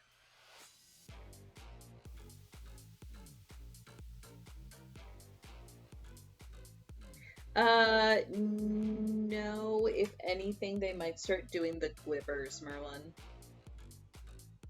from Shadowbringers. They don't usually do current patch stuff. The Monctome event is specifically for older rewards where the method to get them might be a little tedious or almost obsolete. Because I know a while ago they had a bunch of the old Diadem rewards. They have stuff from like the Realm Reborn tribal quests, which are an absolute pain to get normally.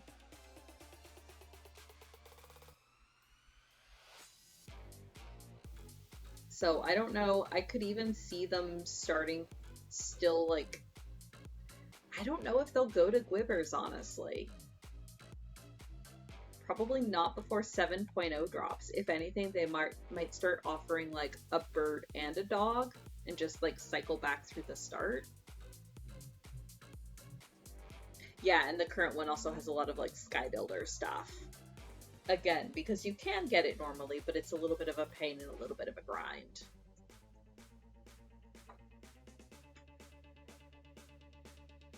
Oh, they already have both birds and dogs in this one? That shows you how much I've paid attention. We'll have to see what they cycle to.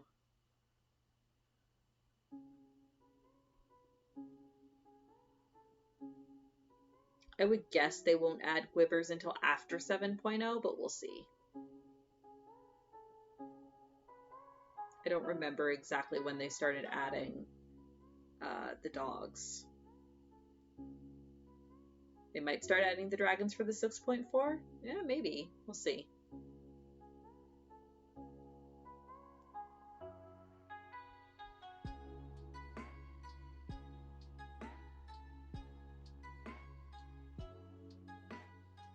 I mean, I'm planning to hop on after stream just to do like an MSQ roulette.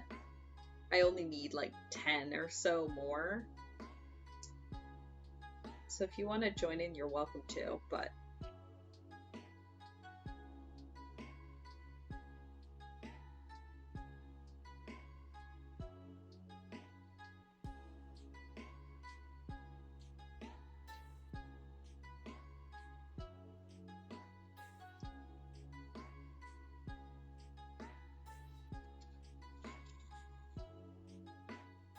Oh no!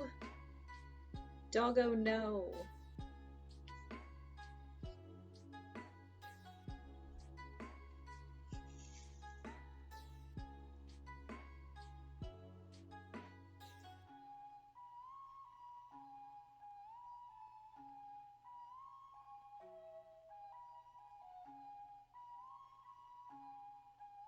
Yeah, I probably won't be on too long. Probably, like I said, just long enough to jump on and do like a pray and a cutter's cry or something. But if anyone wants to tag along, feel free to hit me up.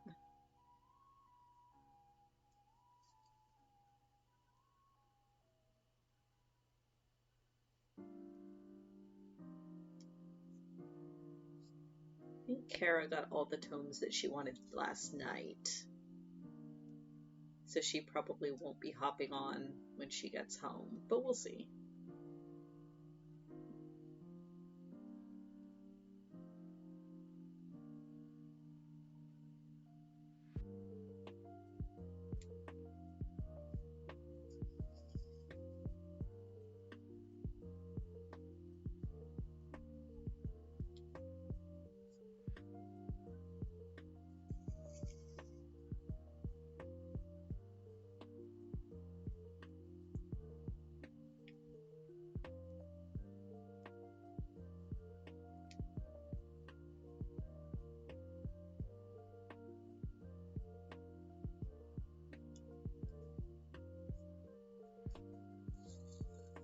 Oh, I was just saying I'm probably going to hop on to FF14 when I'm done streaming.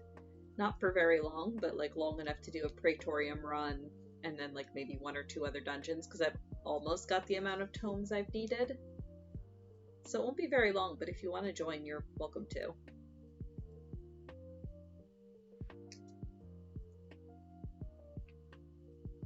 Ah, that's fair. In that case, I wish you luck.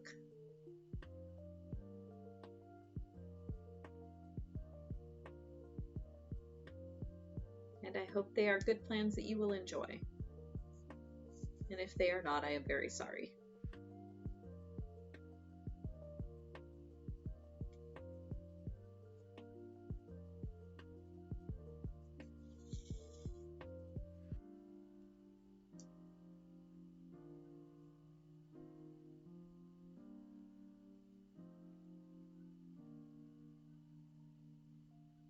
First lesson in 3D modeling. Ooh! Oh, that's exciting.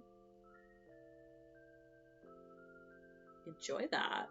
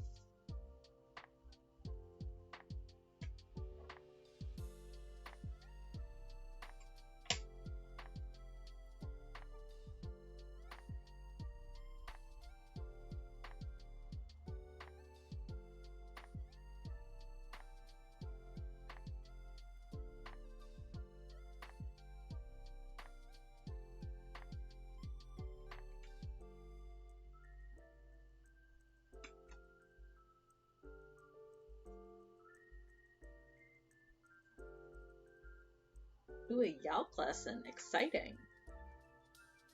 Very fancy.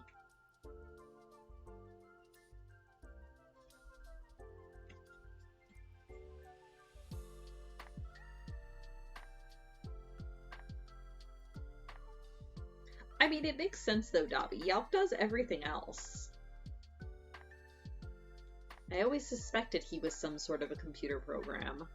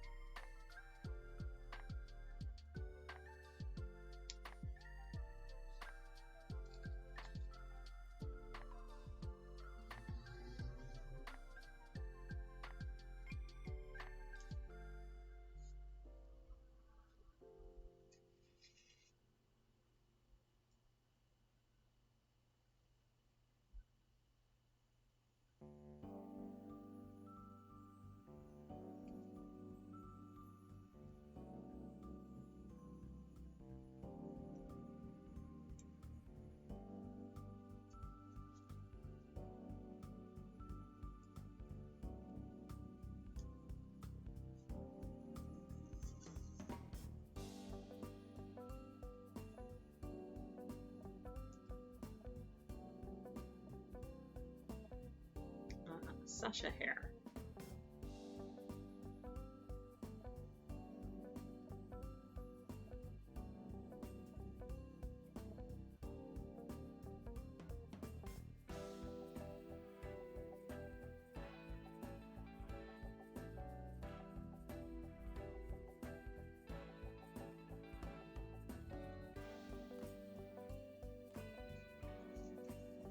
Ace 2, 3, 4, 5, 9 unsuited, and it's their crib. Oh, that's rude.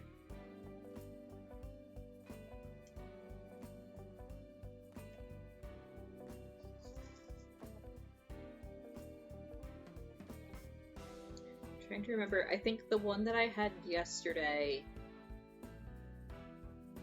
that was terrible was, I want to say Queen, Queen, 9, 6, 3. Their crib, of course. Me just sitting there swearing at it quietly.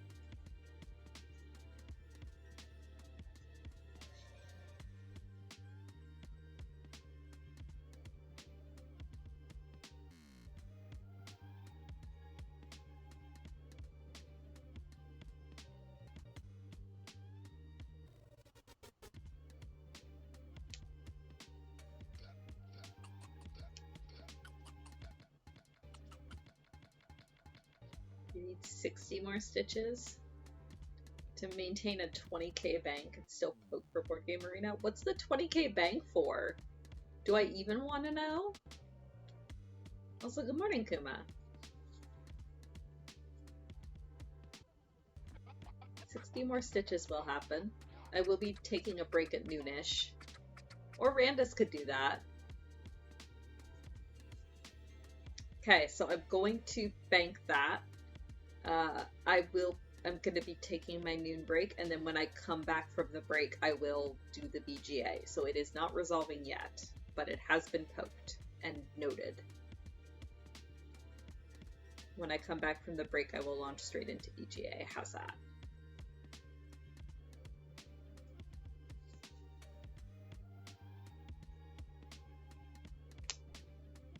I woke up this morning and I was laying in bed. And I did the usual thing where, like, I pull out my phone, check Discord, and I started to open Board Game Arena, and then I was like, wait, nope, I have to save those. So I have not done any of them yet this morning.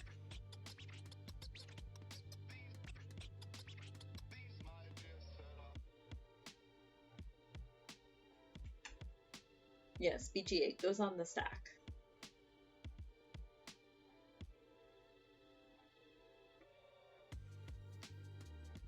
Yeah, if anything is stalled, it's because I have not touched it yet this morning.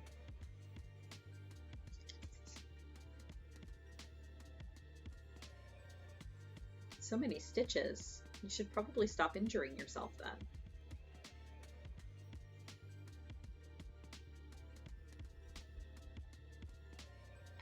Oops. Sorry, Kuma. Also, we need to make a buttons game. I forgot to do that.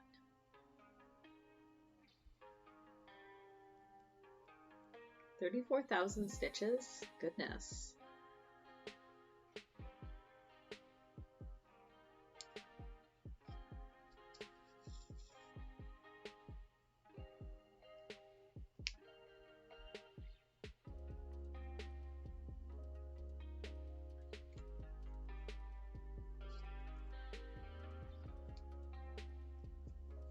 Oh, conversions. HopeBot is very helpful. We love HopeBot. HopeBot is doing good work.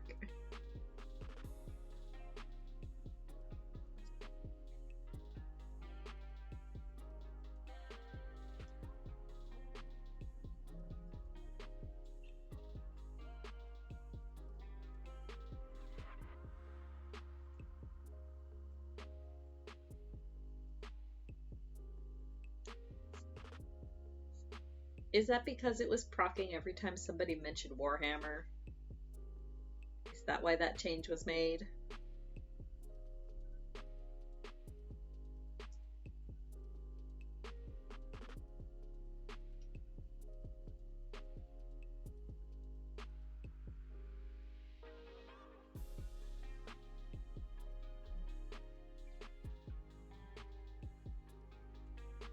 Warhammer 40 Kelvin, exactly. Look, the hammers are just very cold. Very, very cold.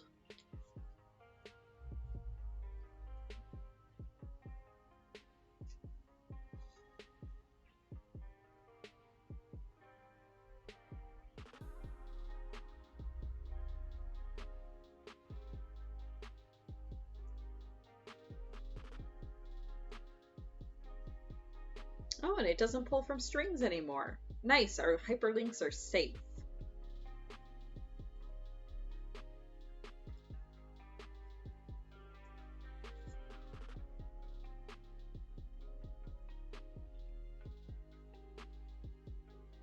Ah, 40 Kelvin. You could use a Mercury Warhammer. Exactly. Very, very cold. Yay, more coffee.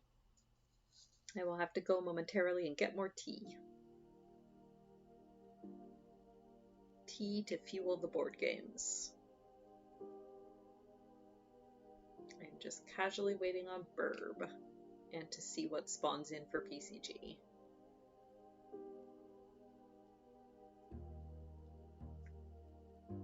Clock is getting slower and slower. You okay, clock?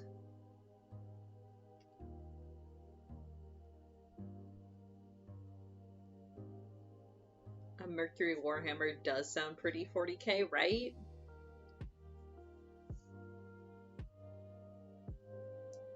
Wait, is that legit like the temperature where Mercury freezes? I've never thought about solid Mercury before. I mean, theoretically, yeah, that would be a thing, but...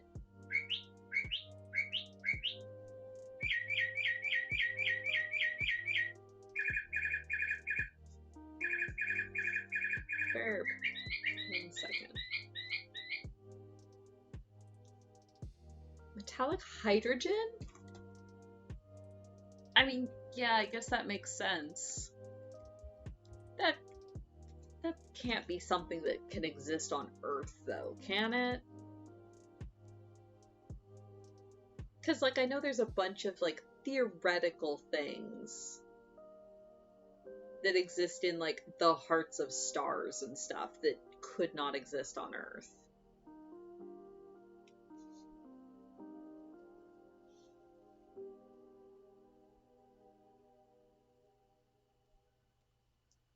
Huh. That is actually a lot higher than I thought. Interest. Oh, is that why that would be why thermometers stop working when it gets too cold? Duh. Neat. Okay. Alright, well, let me make this knot, and then I'm gonna go take a break, grab some more tea and a food.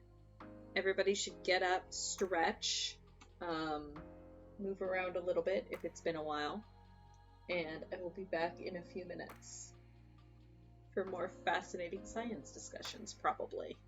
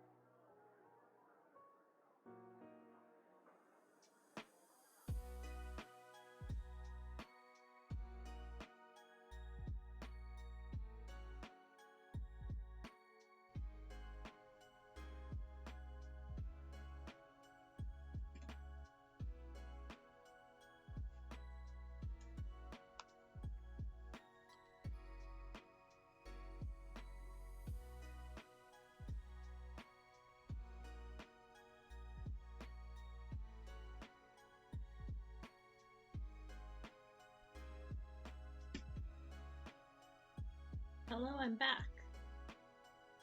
And we're moving straight into board games as promised. Oh, actually. 1 second. Come here, baby. Baby, come here. Sasha. Sasha. Are you just gonna sit on the floor and yell at me? Sasha. Come here.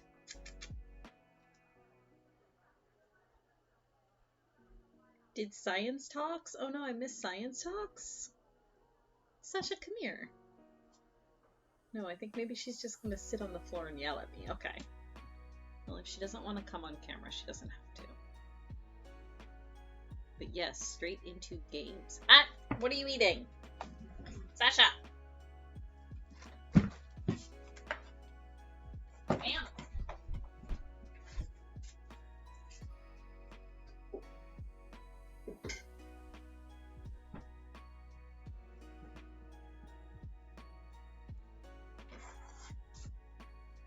I apologize for any loud microphone noises that was. I had to eat my headset and run because Sasha was attempting to eat a small piece of plastic. As she does. She doesn't try to eat yarn. She doesn't try to eat, like, plants usually, but plastic. Small crinkly bits of plastic. Alright.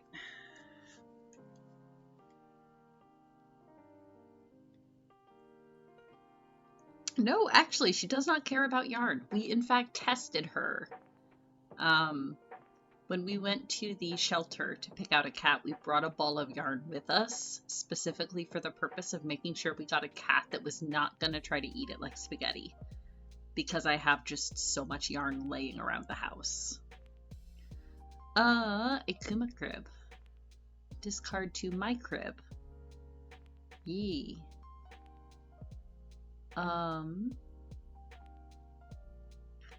Actually, your friend's cat doesn't care about food except for toast. He steals all of her toast. Oh no. I mean, I guess there's worse foods for him to be obsessed with. Oh, I hate this. I'm thinking definitely the 2.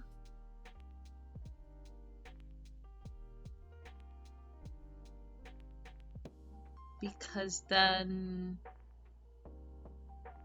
Because ace and 4 makes 5, and then together with either one of these.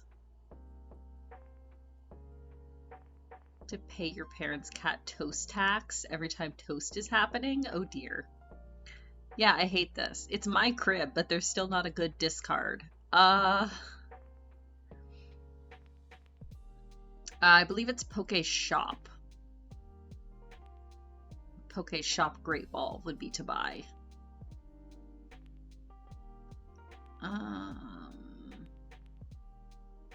The 2. Yeah, that's what I'm thinking is the 2 and then either one of the 10s. Because I could discard the 2 4s for a guaranteed pair, but then that leaves nothing in my hand. So, yeah, let's do that. Alright, next. Oh yes, and our 2P dinosaurs. Place a dinosaur into any pen. I will do so.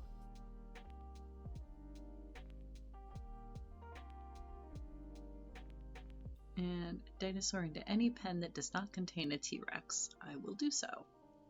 Let's put him here.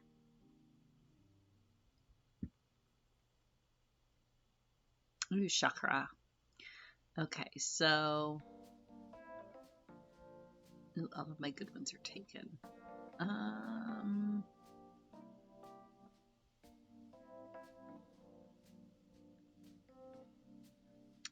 Well, actually, I can grab a 3rd.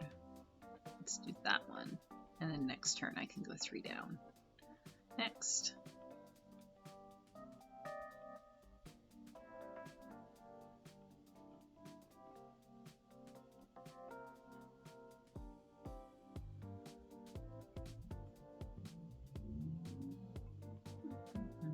Dinos are good.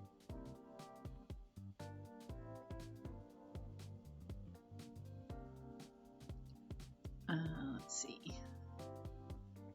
Jack goes here.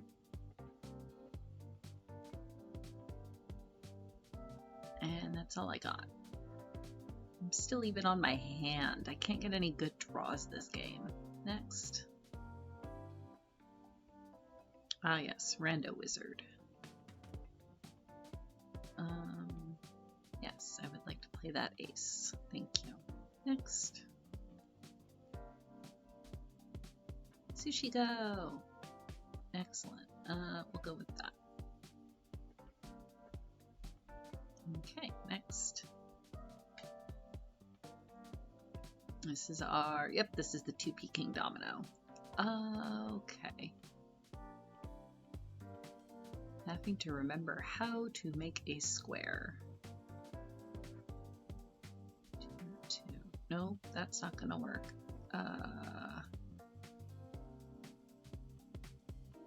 2. No, that's not gonna work. It needs to be. No. Oh, right, because it has to.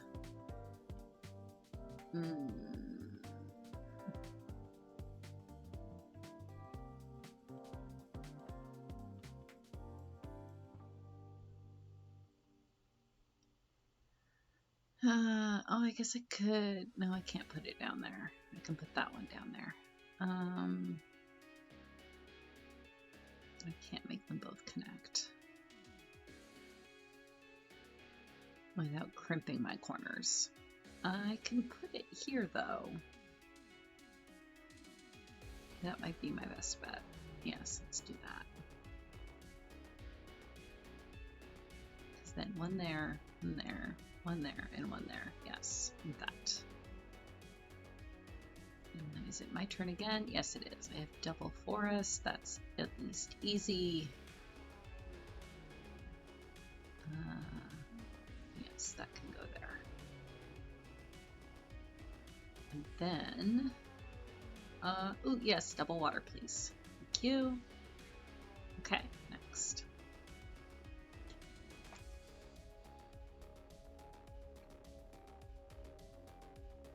I'm always just pleased if I arrange them well enough in the 2p that I don't crimp the corners, because I always forget that. No, none of this is great. Let's go with that.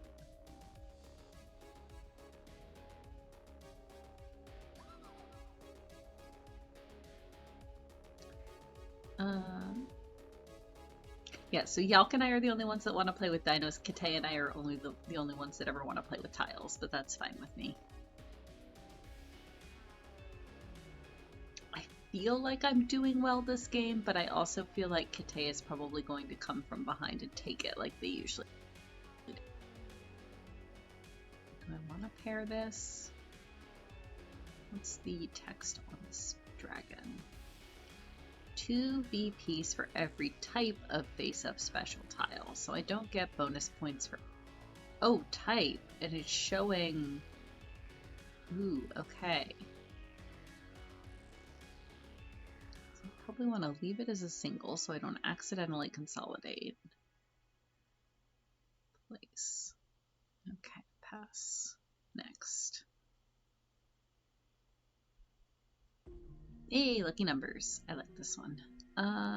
Yes, actually, I can take that 6. That goes there. Next. Summoning the dragon in 4 seconds. Oh, that's true, because as soon as you summon the dragon, there's only a certain number of turns left. That's true. Next.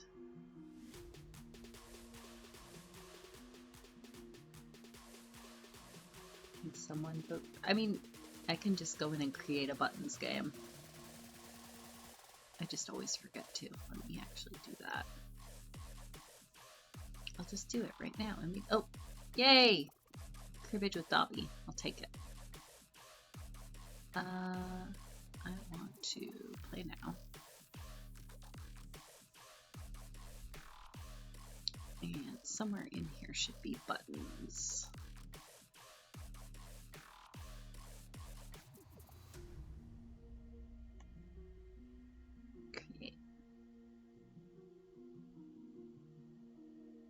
And then I should be able to, where is my, there it is. Ikite. Inkuma. And she's in here somewhere. There she is. Akara. No, I will just remind her.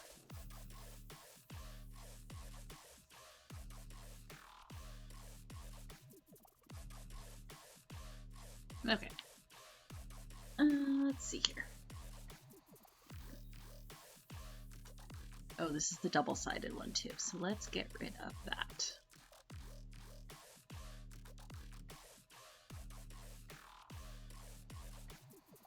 And conveniently, let's also get rid of that.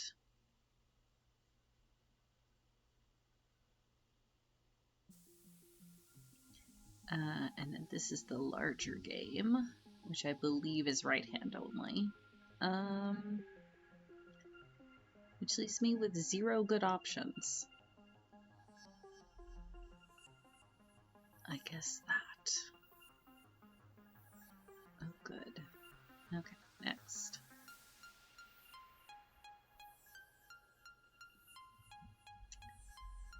Castles, where I am doing extremely badly.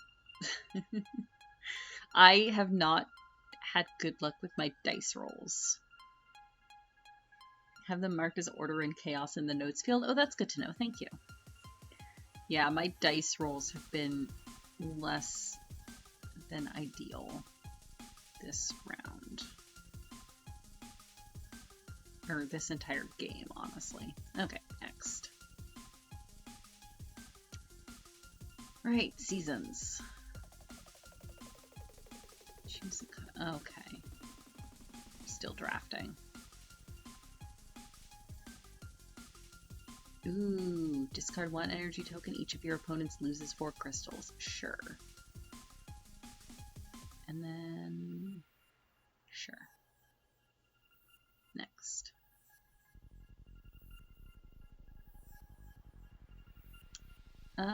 Circle. Let's do that one there. Yay, anything, because I need to go there. Excellent. Okay, next. Buttons League had fallen apart a little. Yeah, no, it's okay. We'll get back to it. Sometimes you need a break. Yay, red 3. Hey, a joker. Excellent. Oh, cool. Our wilds is already closed. That's perfect. So let's put the joker and the jack here. And 5. Nope, I don't have a 5. Foot. I mean, for a while we were just hitting the rematch button every time we finished a game. And then I think we forgot once, and we kept forgetting to make an actual new game. We'll do that. Next. Azul. Which one is this? This is the colored wall. Okay. That's a lot of red tiles. I can do that. So let's go 2 there. Confirm. Next.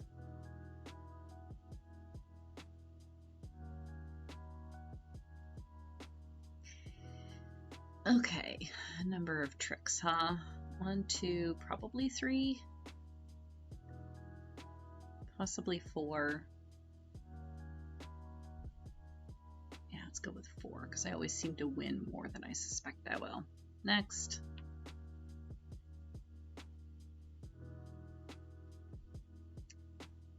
I have no clubs, so let's just throw in a heart. Next.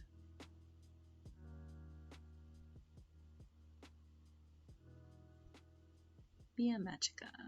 I have 1. And that one. There we go. Next.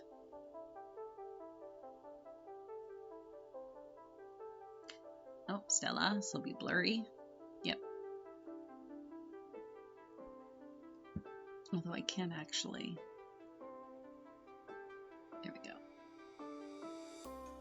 Confirm, because I only have the one left to reveal anyway.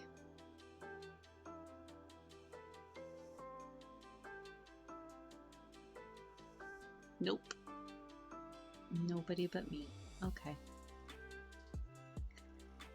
Okay, Codex Naturalis, huh? I want to play this one here. And then, oh yeah, confirm. And then, yeah, we'll take that. Next.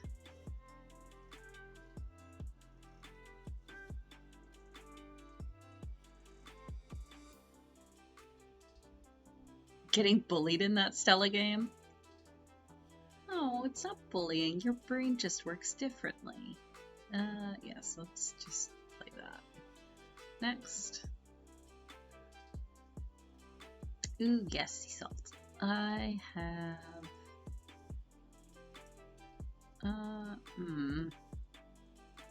Boo, neither of these are helpful. At all. Sure. Next.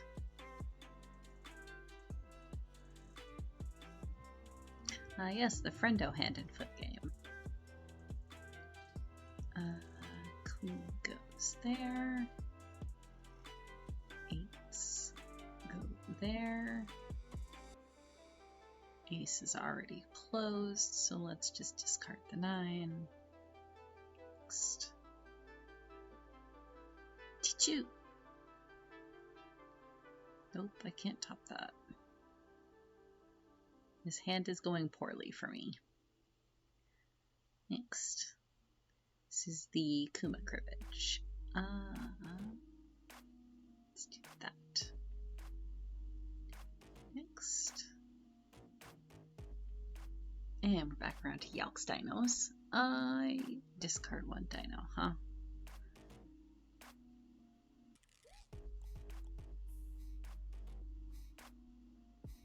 Dino into any pen.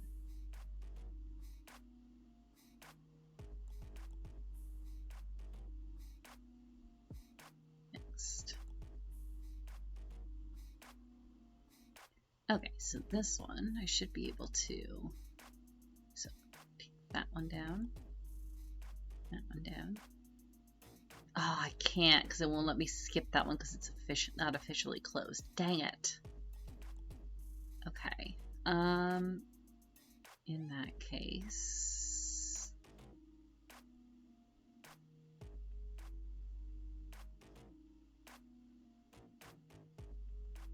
so if I move this one down, and this one down, then next turn I can do the up-down one. Okay, next.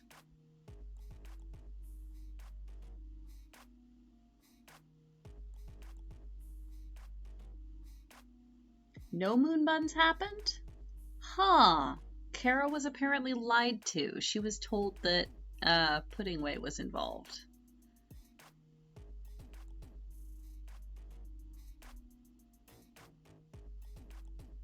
Actually, yes, I want that one. Next.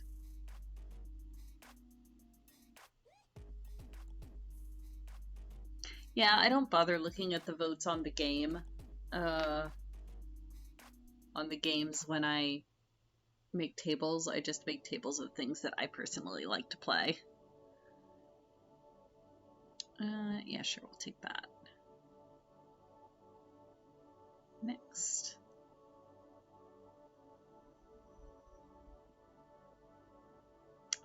Two cards, my crib. Ooh. Well, there's a 15, and there's a pair.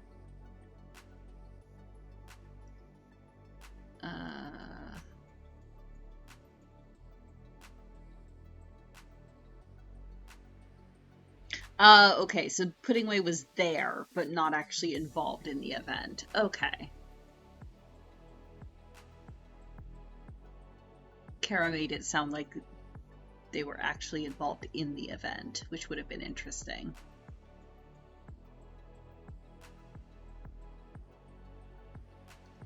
I guess I will just discard these and hope something interesting happens in my crib. Next.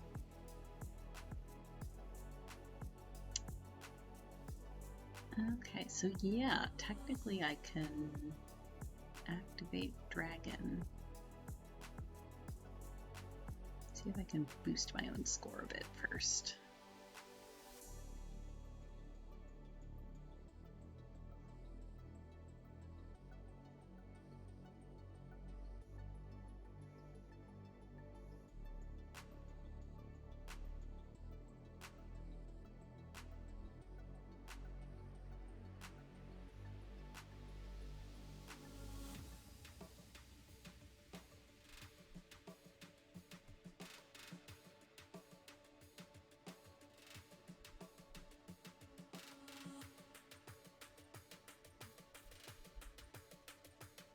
How many dragons are there in 2P? I don't remember either.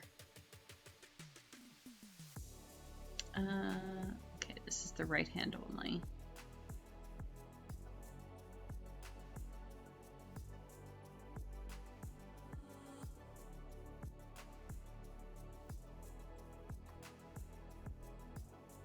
A 1?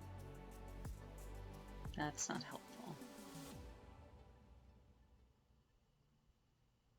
3 dragons? Okay, good to know. If this might have been a hubris on my part. Oh no, I did actually win one. Haha. Sweet. Ooh, and I'm first player. Oof. I'm gonna go 2. That might be low. It might be 3.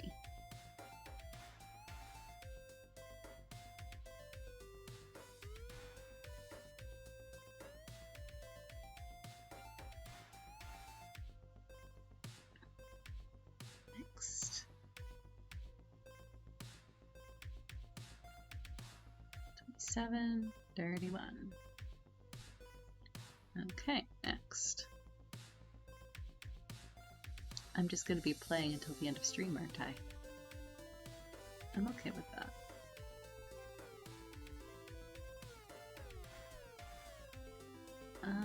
Yeah, that can go there. Next. Okay, so this can go there. What do I want in return?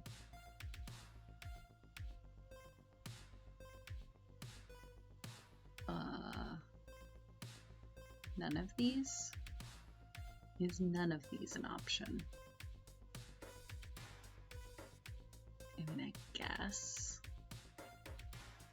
Alright, and then this one goes here.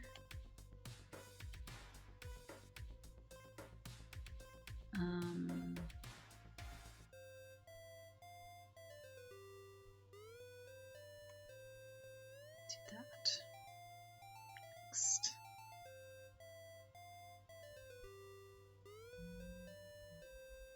Seem to have a we have a critical mass of people, the exact right people to keep my boards rolling, which is fine. I mean, eventually all games must end. Let's do that one. Next. Oh no. Kite, are you trying to generate things in Dwarf Fortress via Eorzea Hopebot's dice rolls?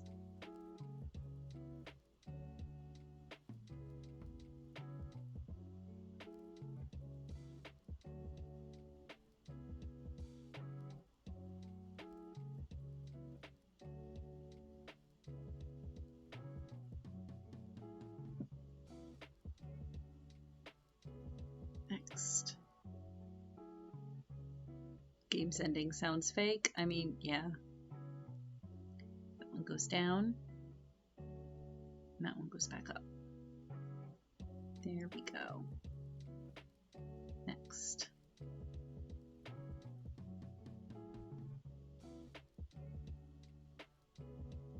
There's a hard limit of 3 open boards per game. Boo.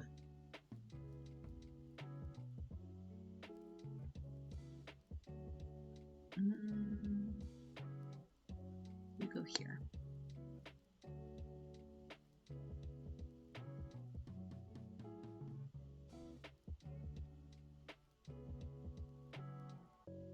Next. Get more cribbage. Next. Alright, let's start with that. Next. Back to Dobby Cribbage. Yes. Next. Lucky number. Sure, 17 works. That can go there. Next.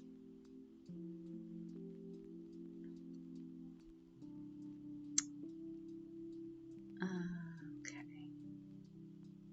Let's put that there.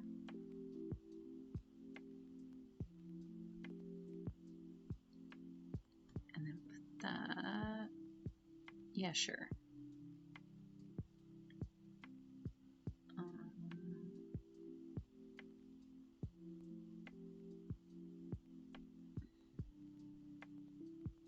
Yeah, sure. Next.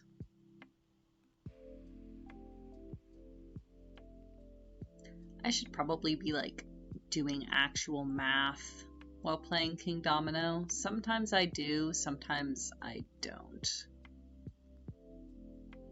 I could probably mathematically win. Or rather, help my chances of winning by actually performing mathematics, but nah.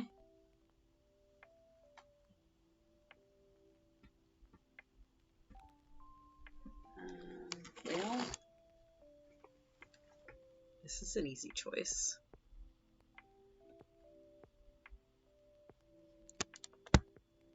Math on a Sunday? Exactly, Al. That's just not happening.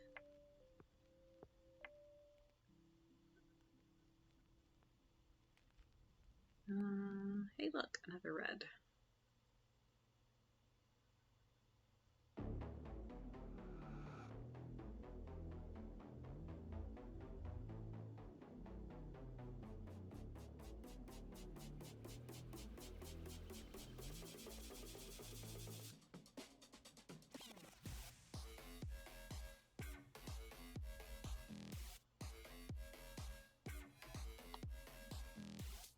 This is the, yep, this is the colored one. I just need, I only need a single red, but I'm getting a double red, that's fine.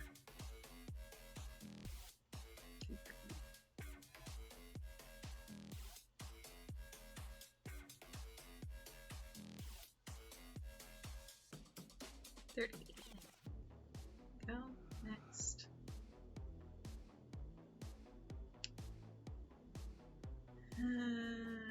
Put that there. Should have gone with 3.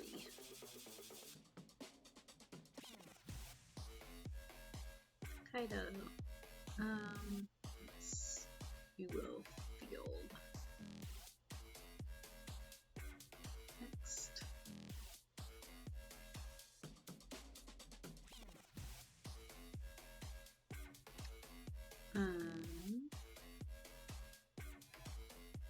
Sure. That's a lot of T-Rexes. I didn't think T-Rexes were pack animals.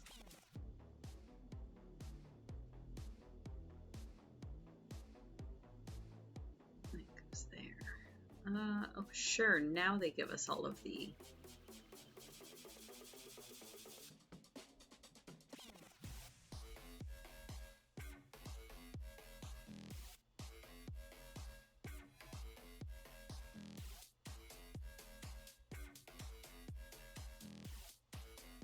Okay.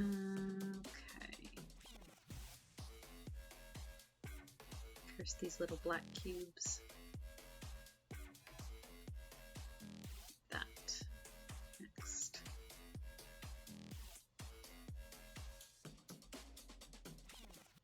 Mood, 2 points. Sure, I'll take that crane. Thank you.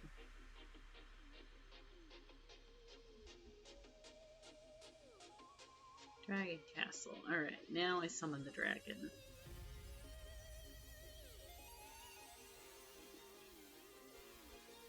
And then... Yes. Next.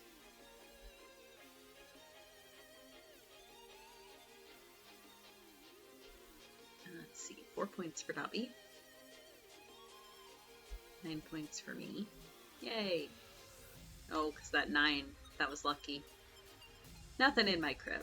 That's fine. Okay, 2 cards. Dobby. Oh, good lord. I mean, I guess that.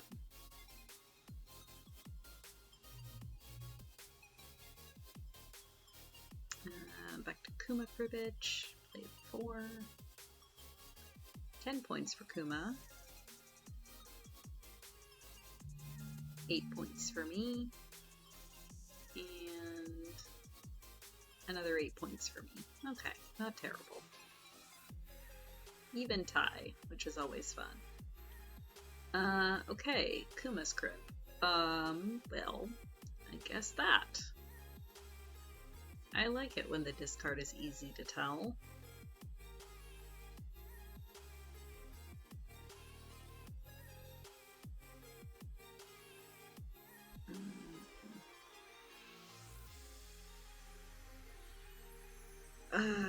Alright, so I'll put this one here just so it gets scored. And strategically choose this one so that Kite cannot have it.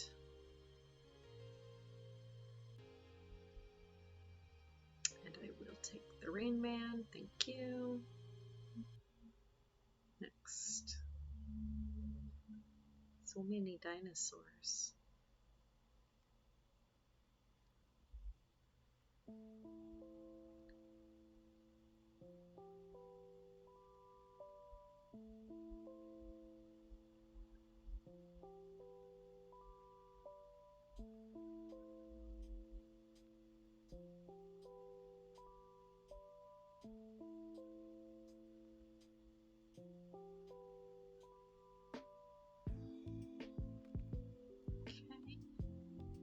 Did not have a dino in my quarantine zone. Let's see.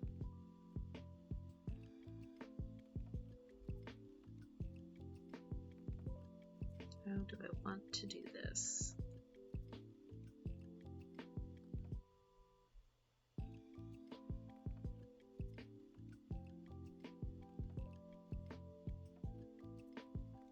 Next. Alright, draw something useful? Nope. Fine. Next.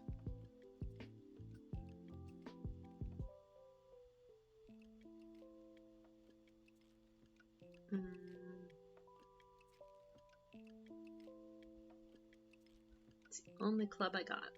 Next.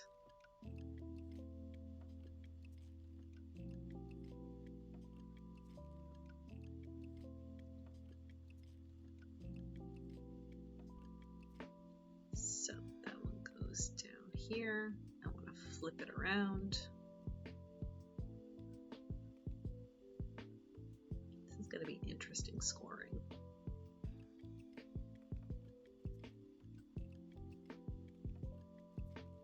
Actually going to stay here for a second to see if I can catch the scoring as it goes. Because I always enjoy watching the King Domino scoring roll through. There we go.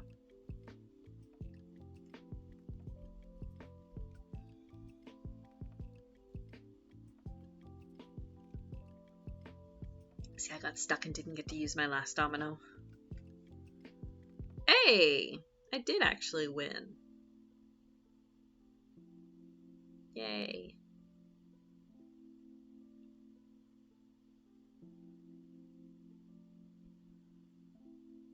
Let me get way too much sea. Yeah, I did have a lot of ocean. I think I might have actually gotten pretty much all of the ocean crowns, which was probably your big mistake. Meant to become clean and the games continue? They do, because Dabi and Kite and Yalk and Kuma are all here. And now you too. We can just play games forever.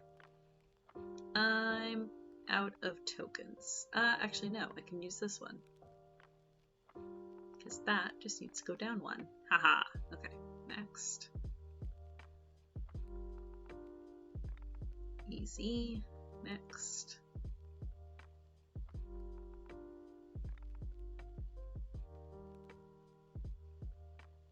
Yeah, 4 ocean tiles, 0 crowns. Yeah, I got pretty much all of it. Guess we're gonna go to 30. Next. Beat you by 4 points at Dinos. Hey!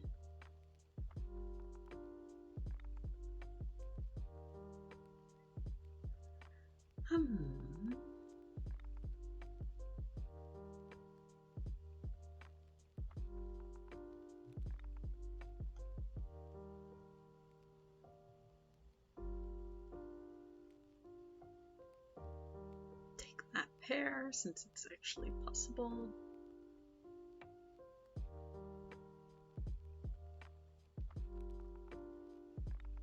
Yes.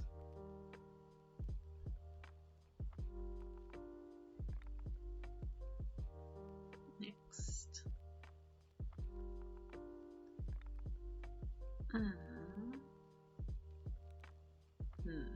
I guess this one.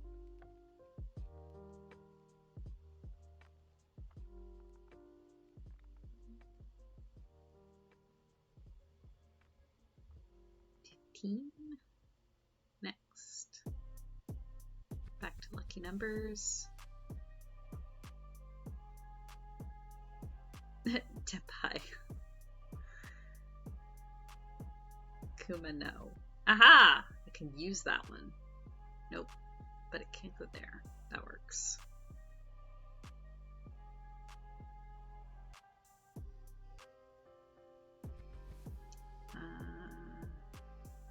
Yes.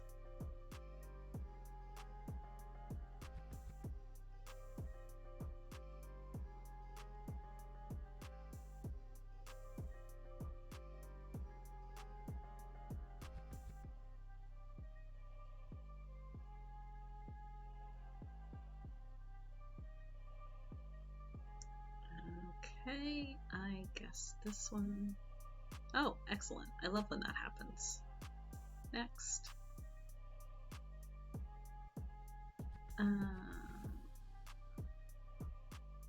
Let's do that. Next.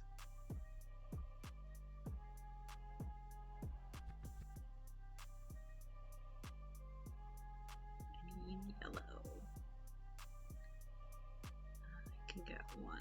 That's fine. That's all I really need. 2 would have been ideal, but I'll take 1.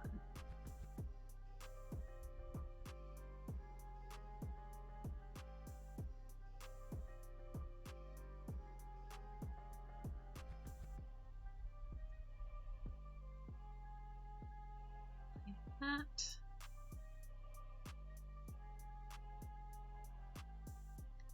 Ooh. Yes, please, and thank you. Now, do I wait and try for the full moon? What's my current my current multiplier is only ×2. But knowing my usual Koi Koi luck, the full moon is probably either in Kite's hand or at the bottom of the deck. Therefore.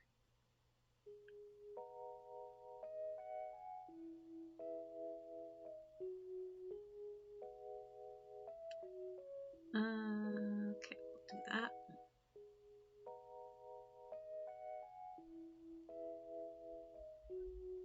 Wait, what? What? Oh, round 2 of 4. Okay, I'm like, wait, what?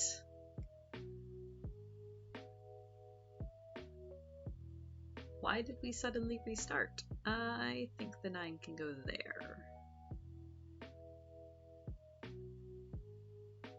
Ah, Kuma got the Tsumo.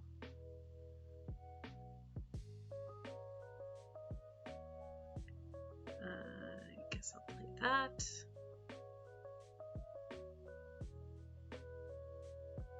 Nope.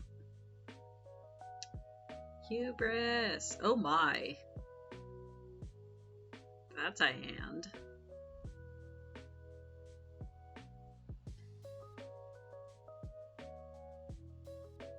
Next. Yay, 31.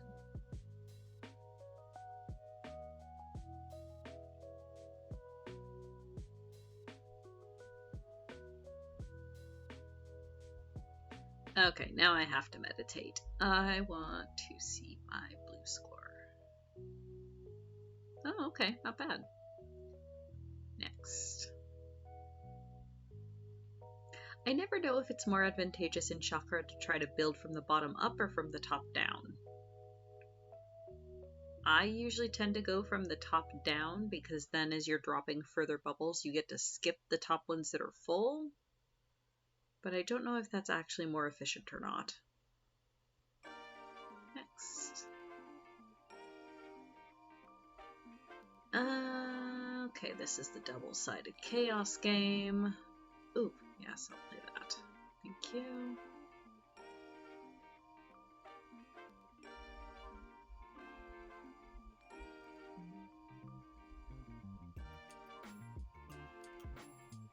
Yeah, that's what I was thinking. Top down has better efficiencies because then you get to start skipping bubbles as they fill.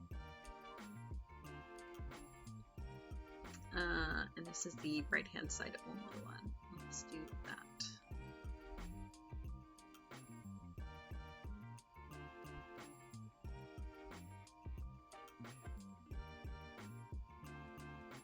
$12 points for me.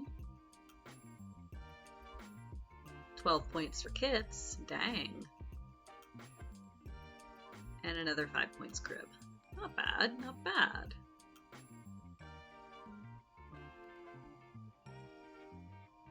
Harmonized points for bottom up? Is that how that works? My crib. Oh boy. I guess these? Oh boy. Oh no, a 10.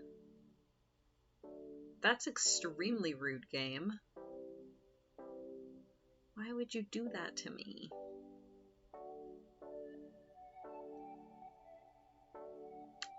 My own crib again. Oh, I hate this. Wow! 2, 5, 7, 8, 8, 10. My crib. Wow, that's rude.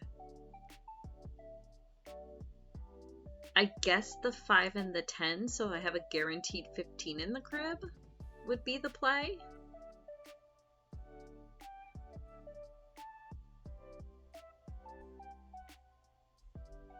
Oh, 2 points for the most chakras harmonized counting from red. I actually had no idea that was a thing. Thank you, Kuma. Okay, that does make a difference. Yeah, I guess this. Wow, that's a hand.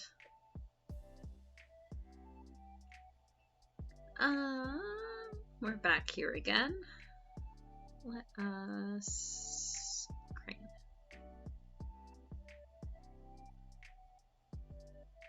Next.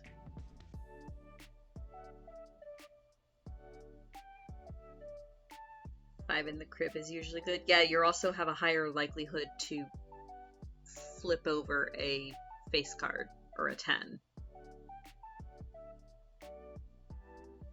Ah, so red, orange, yellow is more points than red, orange, green. That makes sense. Okay. Now I know that. 5 in the crib is worth 10 in the sheets. Oh my. Oh my, Yalk. I should pay attention. What am I doing? What am I doing? I think winning the trump. Yay.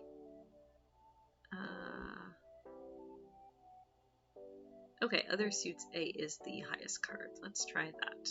Next.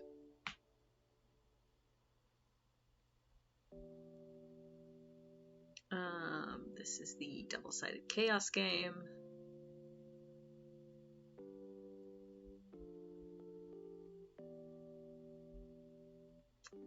Wow, this is a hand. Ooh. So we've got bids for 5 of the 7. I'm gonna say 1. Alright, next.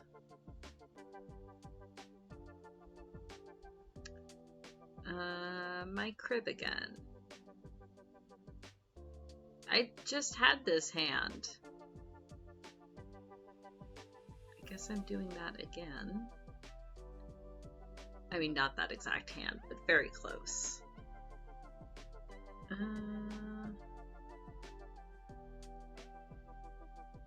Let's play that, I guess. Next.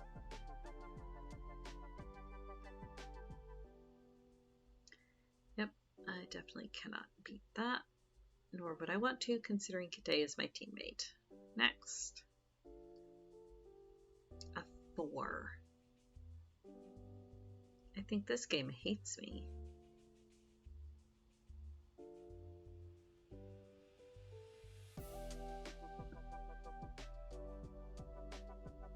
Next. Ooh, back around to sea salt and paper. I need a fish or a crab, please. And I get both a fish and a crab. Why? Rude. Let's do the fish.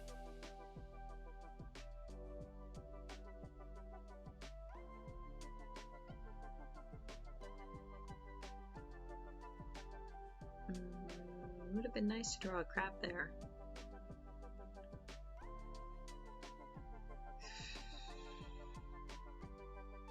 Oh, good lord. Nope. I don't think I'm winning that bet.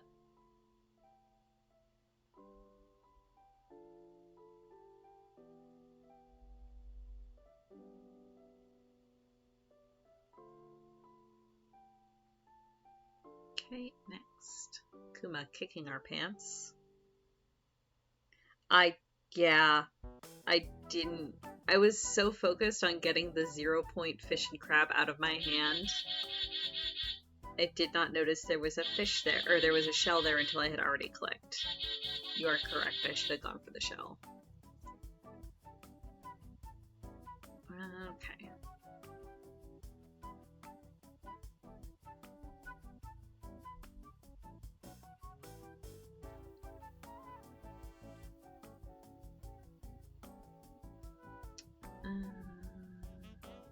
How do I want to do this? Actually, doing that. There we go. Next.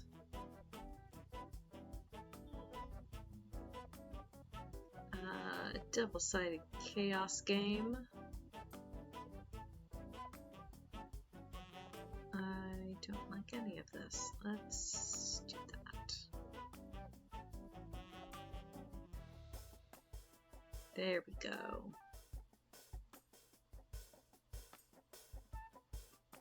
And then do that. We are still doing board games because Kuma and Kite and Kitsune and Dabi and Yauk are all here.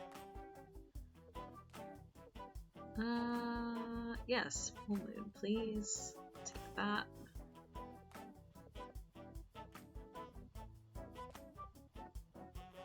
Creating them faster than they're finishing? Oh boy.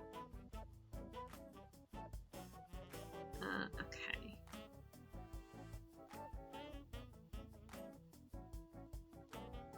Okay, there is a joker there.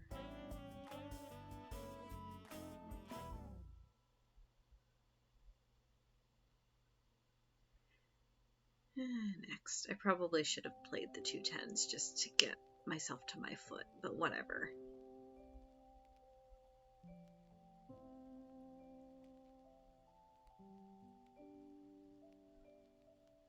No, by all means. I am greatly enjoying board games, and as long as all of you are enjoying watching me play board games, there is no issue whatsoever.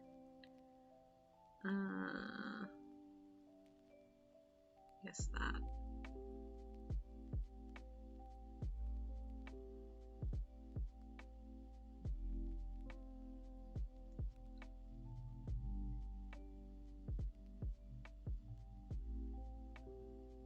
Next. Ooh. Well, yes, I will play that for a run. Next. I will do that. Okay, next. 8, 10. Let's do that.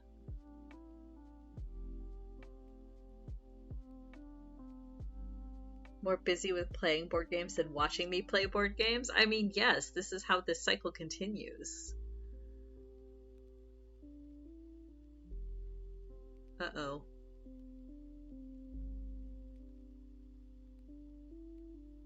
We are overbid on spades, so this will be fun. Next. Alright, let's see here. Why, yes, thank you.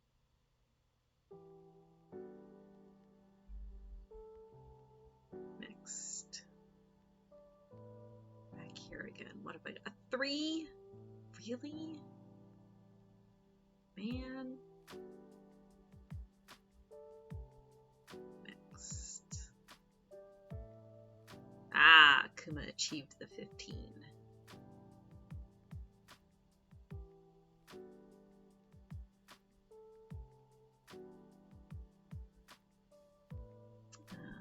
Yay, 31. 2 points. 16 points for Kits, my goodness. 8 points for me. And 10-point crib, not bad. Yeah, the 5 on the flop there was lucky. Okay, Kitsune's crib. I guess this. Next.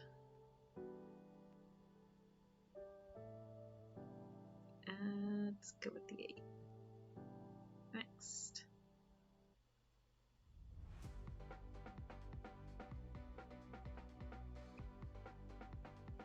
Let's play that one. Next.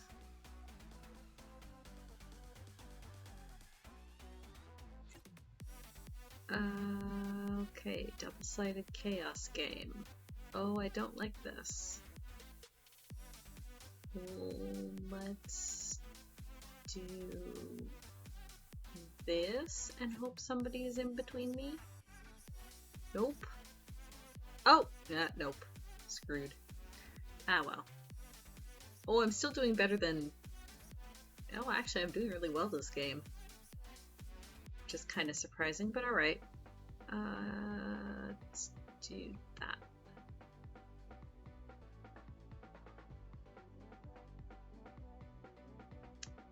Okay, back to chakras. I want to probably draw some bubbles.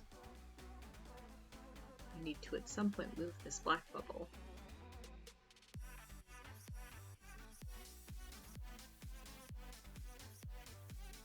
Let's just do that. Next.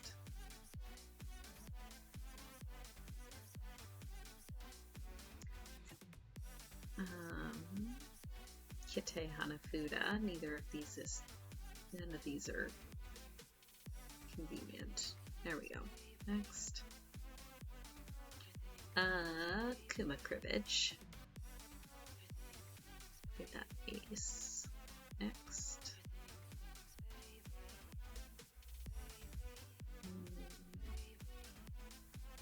Dobby, cribbage, play 2.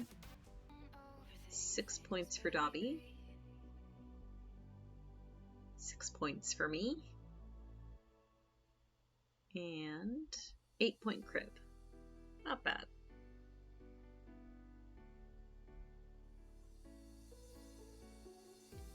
Okay, Dobby's crib. Well, those 3 cards together are 15, which is inconvenient. I think this.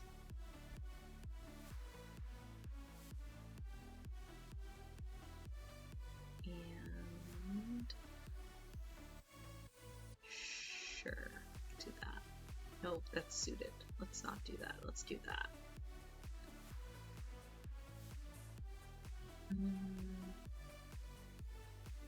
Go with that. Next. Oh, sure, now you give me something useful. Let's put that there.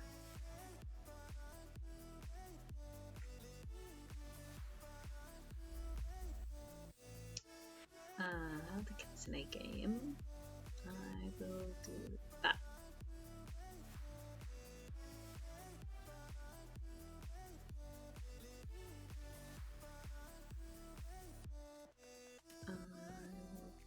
I guess play that. Next. Oh! I mean, I was not expecting to win my 1 trick on the 4 of diamonds, but I'll take it. Sure. Next. Although it would have been funny to force Kite to win a trick on a 3 of diamonds.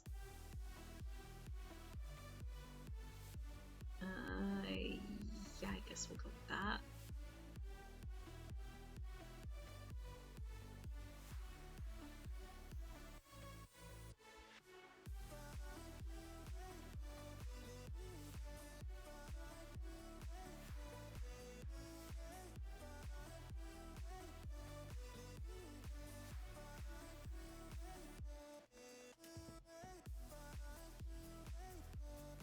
Okay, back around here again. I will do that.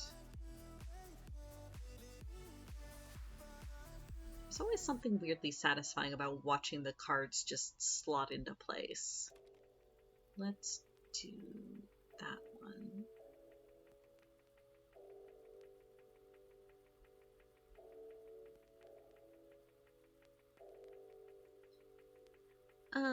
Back around to the Kite Hanafuda game. I will take that ribbon, thank you. Next. Have the Kitsune cribbage game. Play that. Aha! Just empty my hand, no problem. Next. The Dobby cribbage game. I will play that. 335566. That's horrible. I'm so sorry. That's just mean.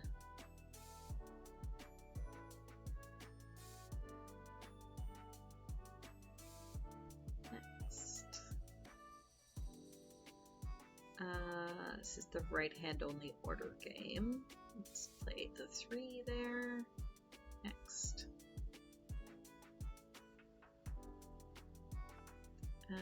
Back around to the Kite Hanafuda. I will take that Iris.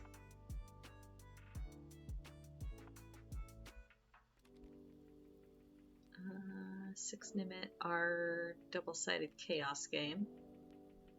It's a double-sided chaos game. Yes, let's do that one. Yes, it's a double-sided chaos game. Okay. My crib.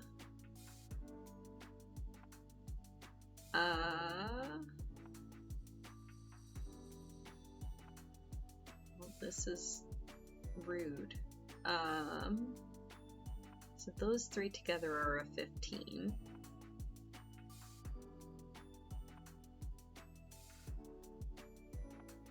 So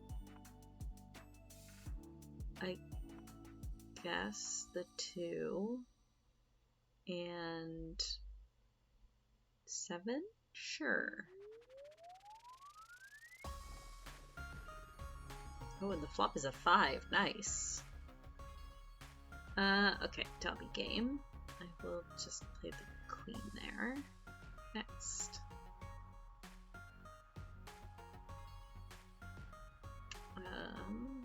Double-sided chaos game again. Where we are all playing to see if anybody goes more negative than Kite.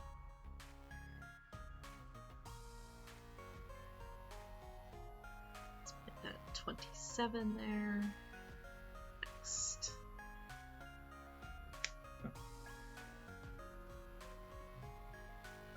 Ooh. So I can play all 3 of those. It's gonna give me cards, but... So the king goes there. The 10 also goes there. 6 also goes there. Dang it, still no aces. Alright, that's fine.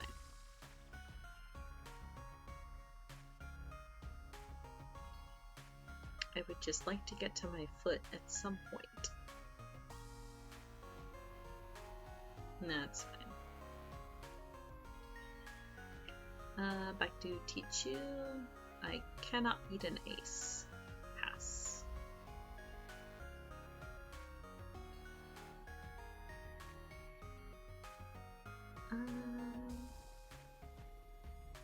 What have we got? I will take that and put that there. And turn next. Back to Kuma cribbage. I have 1 card left to play. 8 points for Kuma. 8 points for me. And another 4 points for me. Not terrible. And now, Kuma's crib. Oh boy. Well, that's a no-brainer. Alright, next. Cuddly Kite playing now at 191 turn-based games. Sounds like you're all set up to stream again at some point this week. Oof, rough Kite on the wizard game. Alright. Okay, interesting hand. I'll have to think about that bit.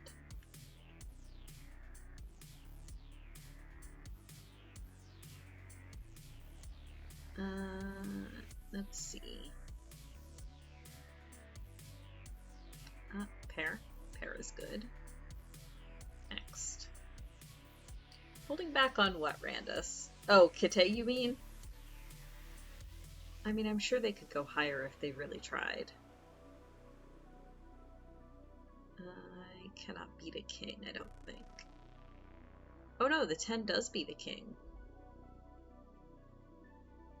Next. I don't remember how many I'm at.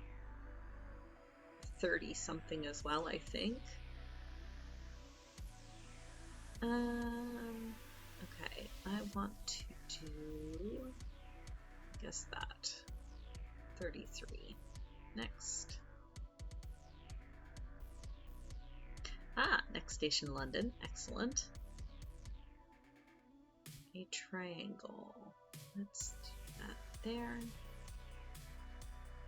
Now on to the next pencil. Okay. Pentagon. That there. Next. Let's play a card. Play the 4. Next.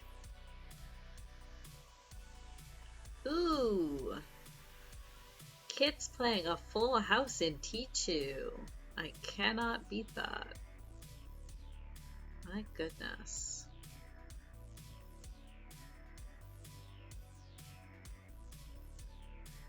Okay, 998. 4 and 1, 31. Next. Yeah, that was a nice play, Kitsune. Alright, so Dobby's bid 3 on this. I'm thinking I will also... probably just 2, actually. Yeah, let's just bid 2.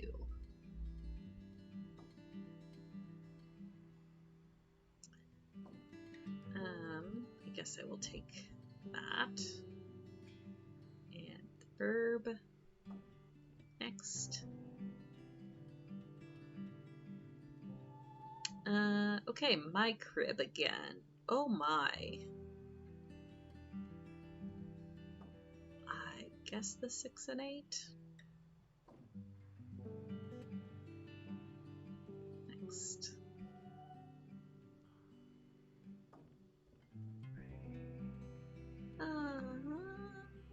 Yeah, I'll take the sucker. Ooh, and butterflies. Excellent. I've only got 2 cards left to go. Oh, and Kits already has both the deer and the boar. So yes, I will stop and score that.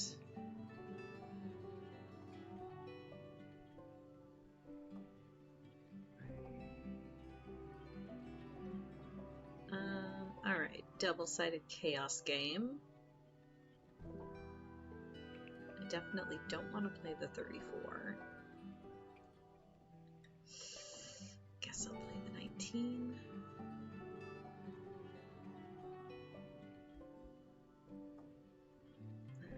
Cribbage, play the queen.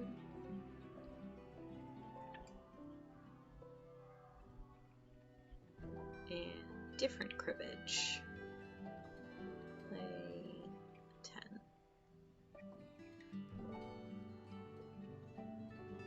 Wait, what? No, I'm not caught up. I still have a table here. Next station, London. Oh, I hate when it gives you the branching option when it's like turn 2. That is not useful, game. I'm sorry.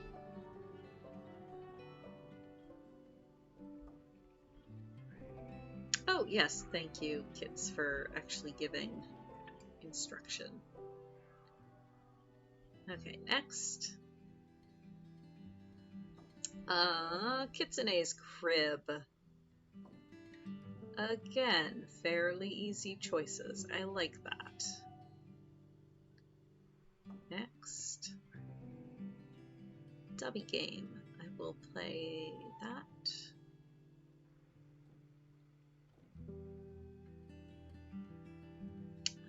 Back around to next station, London again. And now it's a wild card.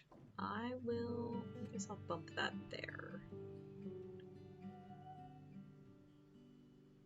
And a triangle.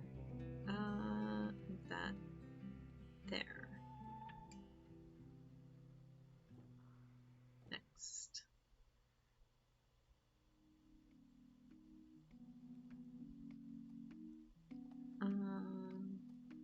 Start with the king. Next. And start with the king again, I guess. Next. This is the right-hand side game. Oh, none of this is helpful.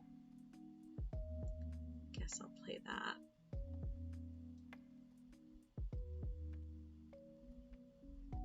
Ooh, yay, another shell. Take it.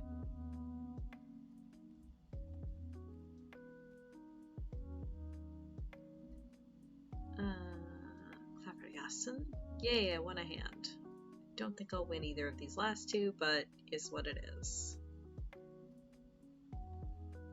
Let's see, Codex Naturalis, so I have these to play from. Let's play that one there. And I need at least one wolf, which I don't have any of. Let's take that.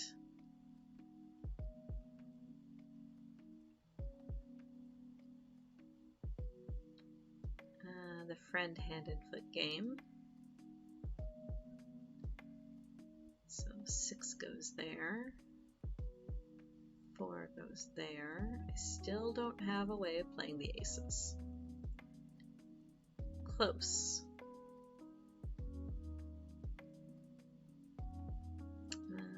Let's see, so I will play that 5 for a pair. Next. Which Azul game is this? This is the regular colored ball one.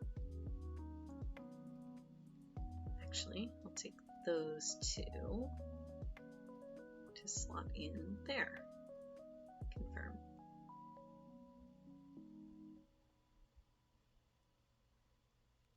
Ooh. Play 5 for another pair.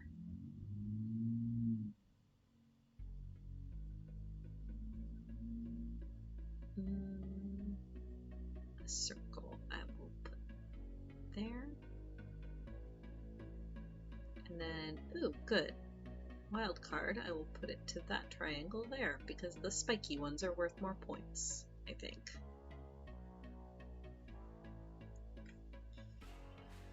Kite has gained 2 Koban. This is an incredibly high scoring game, as you can see. Actually, it was at more of a disparity a couple months ago, and then we've kind of brought it back into line. I will take... Ooh, hard choice. Yeah, let's take the butterflies. Next. Okay, play the 6. Next.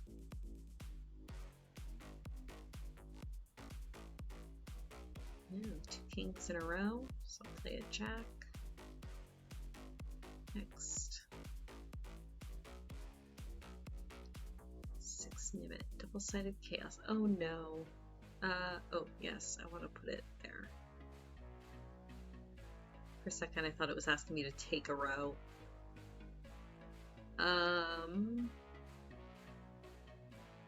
How about none of these? Guess we'll do that.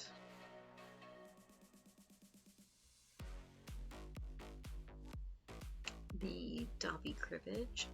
Play the only card I got left. 4 points for Dobby. 10 points for me, and then 4-point crib. Not bad. Okay, Dobby's crib. I guess those 2. Next. This is the right-hand side game. Oh yes, which one do I want to take? That one.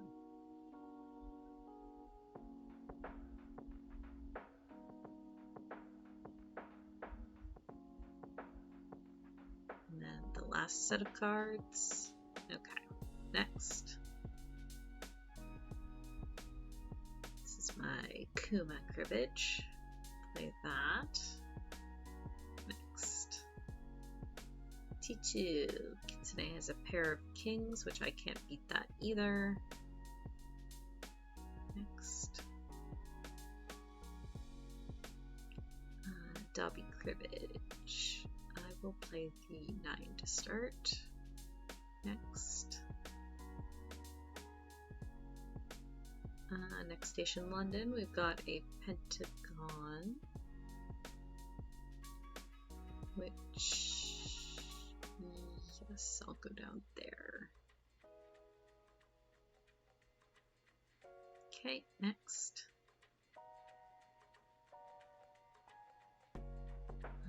W played a jack, so I'll play a 9. Next.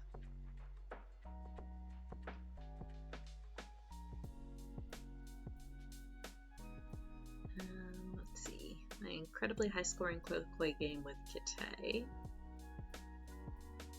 I'll take that ribbon, I guess.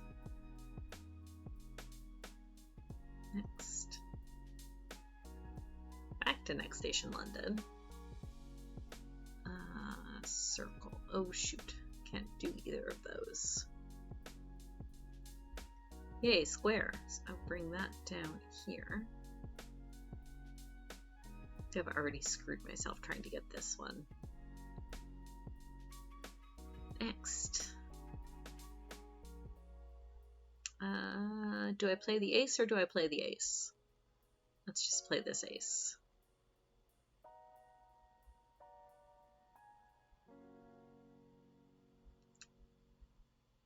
Okay, wizard, I'll play the 2. Rando wizard, I will play that 2. Next.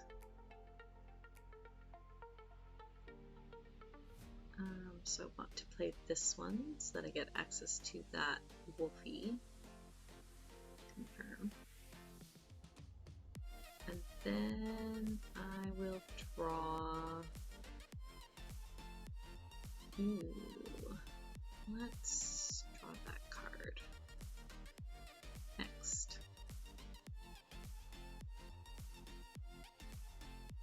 Back around to Dobby Cribbage, play that last ace.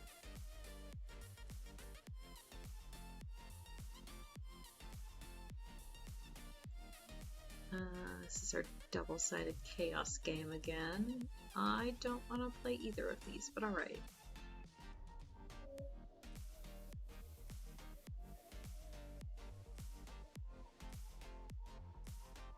Oh gosh, I'm doing so badly in this one.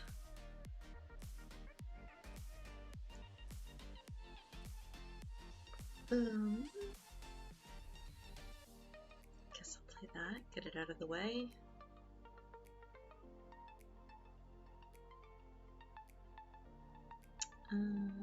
Koi with Kite. Guess I'll take the irises there.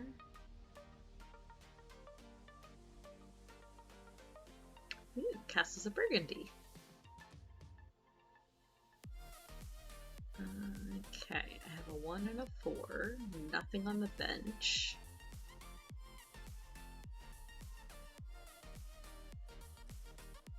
No workers. So I'm going to use the 4 to buy some workers, and then use the 1 to take that castle. Okay, confirm.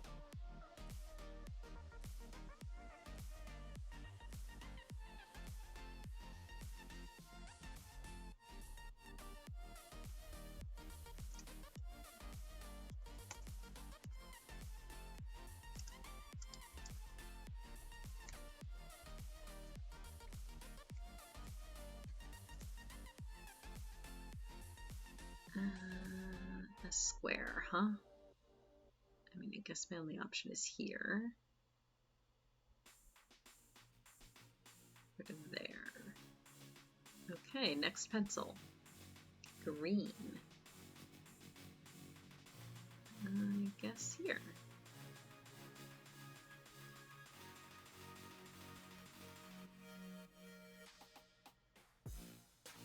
Okay, my crib.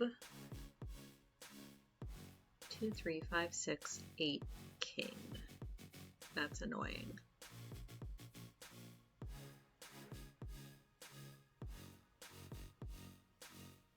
I guess 6 and 8, because then the 2 and the 3 make another 5. We'll go with that. Next. Ooh, I found one I can win. Do that.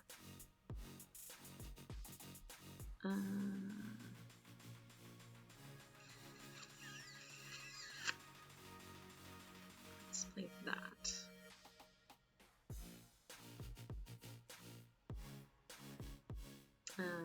This is the right hand only order game.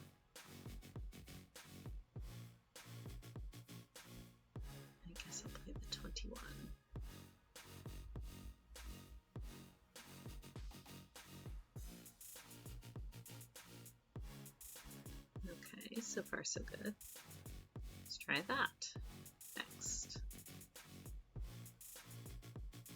Yay! Kite left me the crane. Next.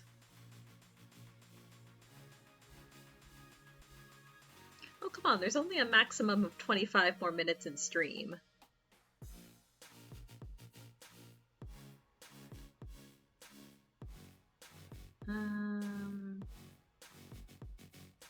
Actually, yes, let's go down there.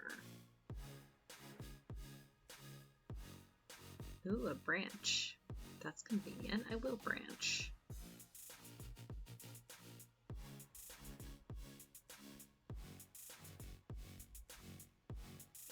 Yeah, half the time if I end up just not putting GG in a game, it's probably because it's ended not on my turn.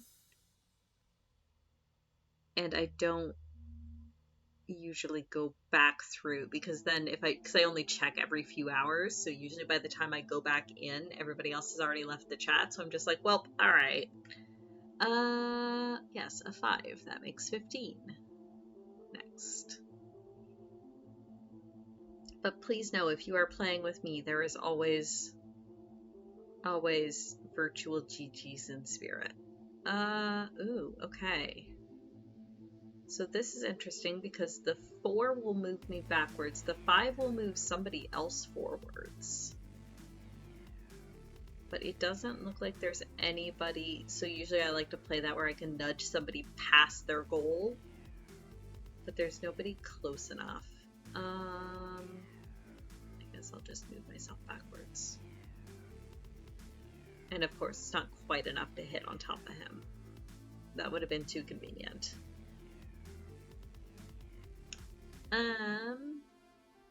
Yes, I want to play that one. Let's put that there. And I don't have any mushrooms. I guess. Oh, I have to confirm it first, right? Let's do this one. Next. Naha.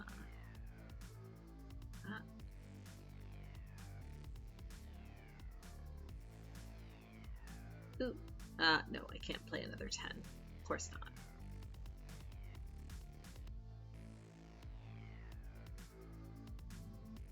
Alright, there we go. And I am caught up.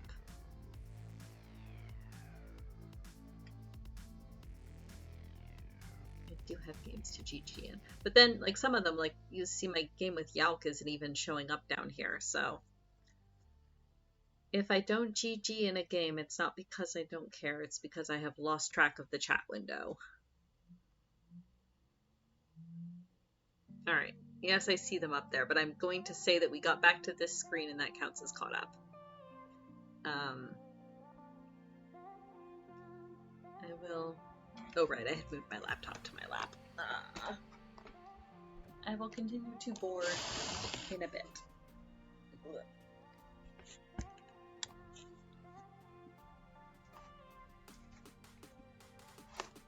Hey, Barber Black Sheep. Hello. What was I doing? I was sewing. An hour and a half ago, I was sewing. No, it's all good. I love playing board games, so... If certain streams become board game streams, so be it.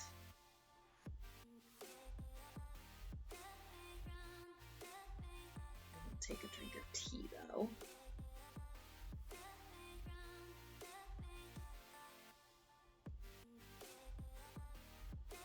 Sheep.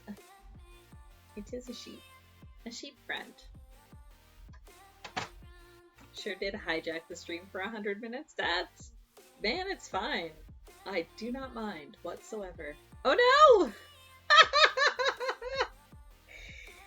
Oh, alright.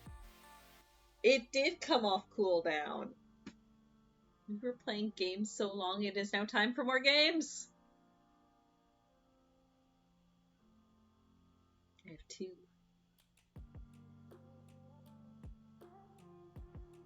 Ooh! I can play another Jack Bear. Okay. And the other cribbage game. 2. Ooh, a run and 31. Excellent. And I could take Clickboy. Yet another ribbon. I'll take it. Not a useful ribbon, but a ribbon. Oh, and Sheep has redeemed both a hydrate and a stretch. Cannot see me currently, but I am indeed stretching. I'm going to pick up my tea and hydrate. Everybody else should also hydrate and stretch. What you hydrate with is your choice. Any liquid is good. Okay, I've got 1 card. Oh yay, 3 points for Dobby. 4 points for me. And 6-point crib. Not bad. We're staying really close this game. Oh boy. Oh, I hate this.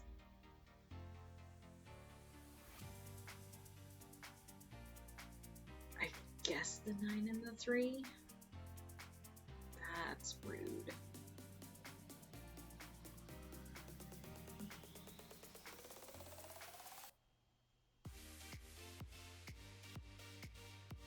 Yes, Kitsune is chaos, which is not up for debate. It is just that other people are also chaos at times.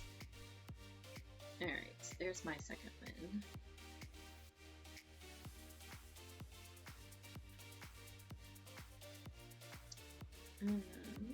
We could take Quick Play, or I am out of useful cards.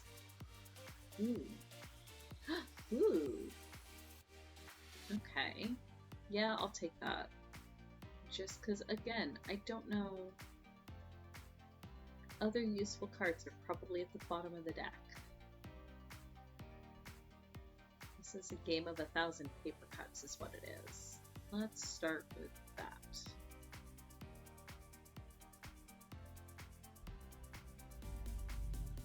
My entirely purple Codex Naturalis game. Let us put that guy here. And, ooh, purple card. Draw that. Next.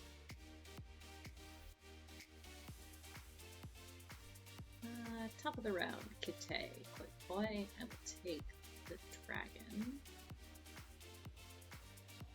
Next. Alright, that's it. Caught up yet again. Here we go. Thank you, friends. Where did there's my thimble.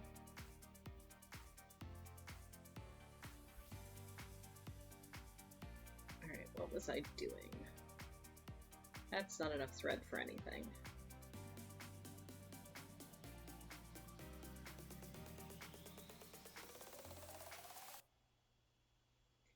Let's see, I probably want white.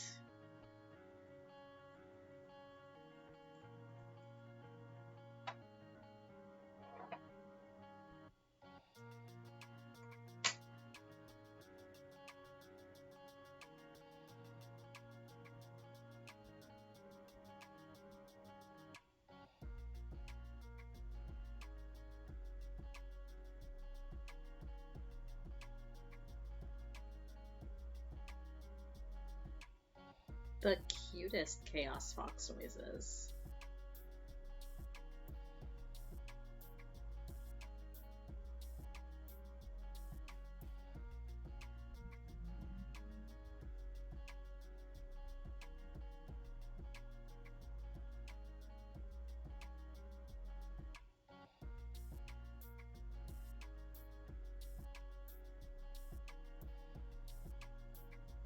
Let's see, where am I? I'm over here.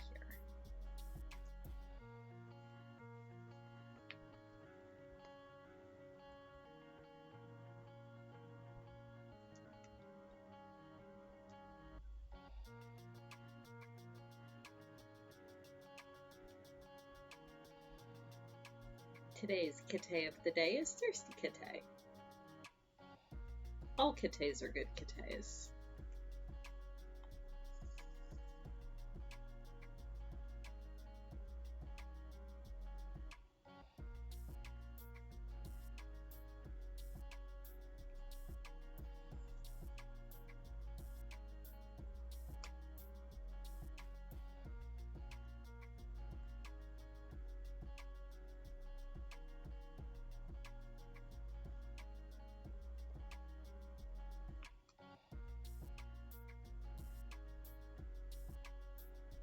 Come on, needle.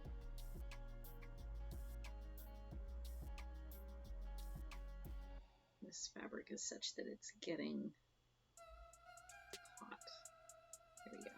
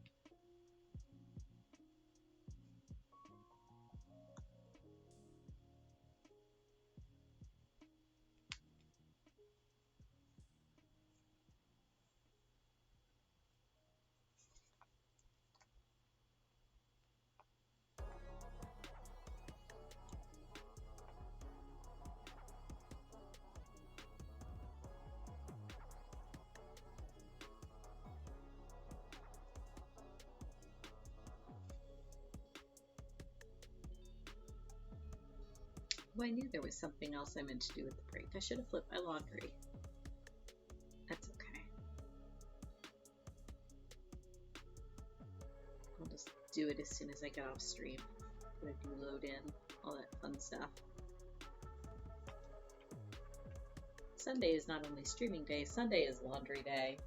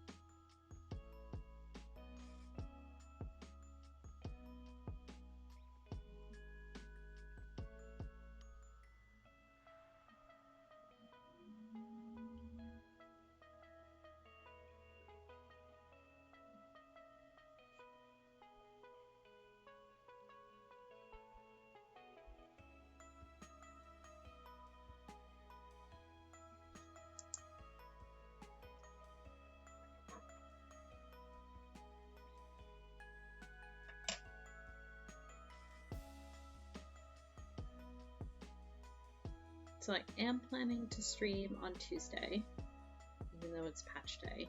I don't know what I'll be streaming, but I'll be streaming something as far as I know. I mean, as always, Tuesday streams are kind of subject to did work kill me or not, but as of right now, the plan is to stream something. Kara has Tuesdays off, so she'll probably be the one playing FF14 all day.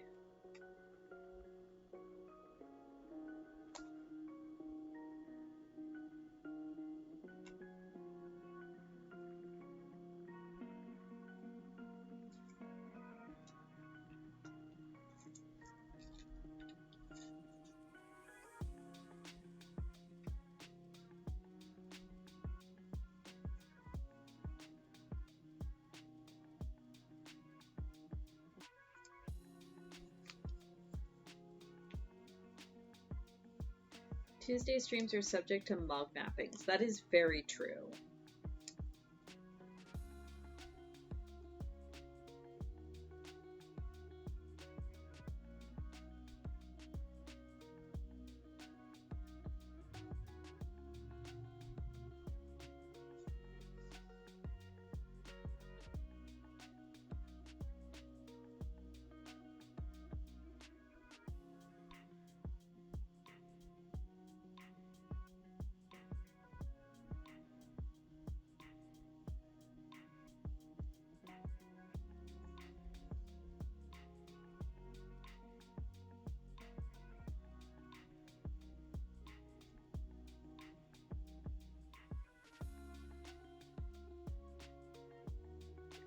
As opposed to what you're doing during Tuesday streams, which is a fox napping.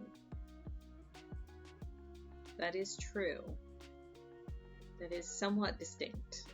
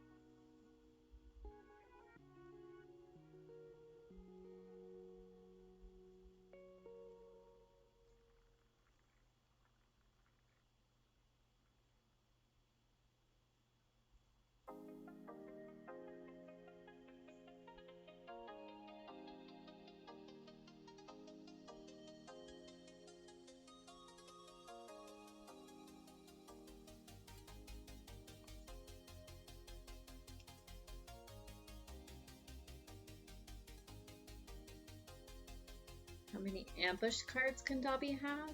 I'm not sure. I'm not even sure what game you're referring to. Oh, Klaveryasu? I don't actually know.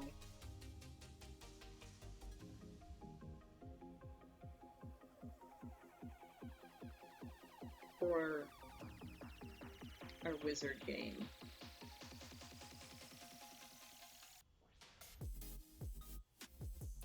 Oh, Memoir 44? Yeah, I have no idea. I've not actually ever played that game. So I cannot provide a helpful answer. I can provide a shitpost answer, which is 69. But I don't think that's helpful.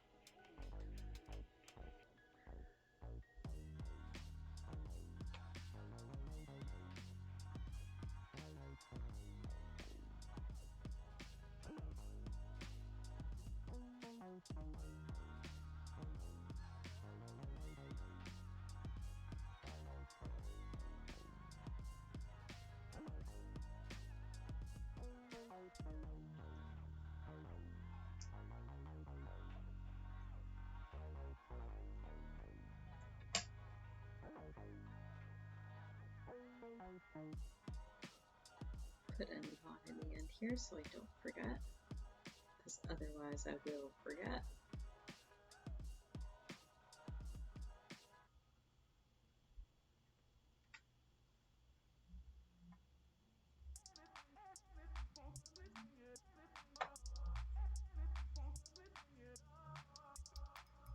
Oh, yeah, and I can't snip this one yet. Not quite sewn down.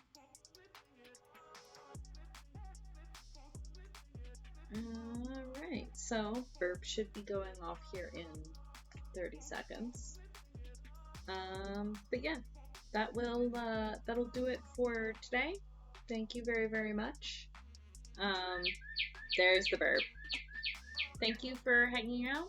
Thank you for all of my followers and subscribers, especially you guys that are new. Thank you very much for the board games, friends.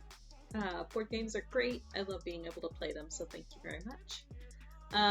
Like I was saying, I should be back on Tuesday with something, and barring that, I will definitely be back Wednesday night with Pokemon. I don't know that there's anybody up. Let's see.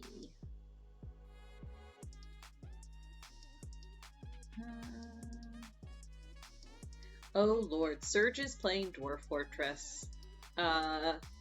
Yes, in the spirit of the holiday. Ah! Kitsune has gifted subs. Kitsune has gifted 5 subs. Thank you so much. Let me scroll up to see. Mirandus, Barbara Black Sheep, Rin, Dobby, and Kuma. Oh my gosh, thank you. Kitsune. Thank you so much. But yeah, let's all go watch Surge play around with some dwarfs. Everyone have a good rest of your weekend, and I will see you all later. Where's that raid window?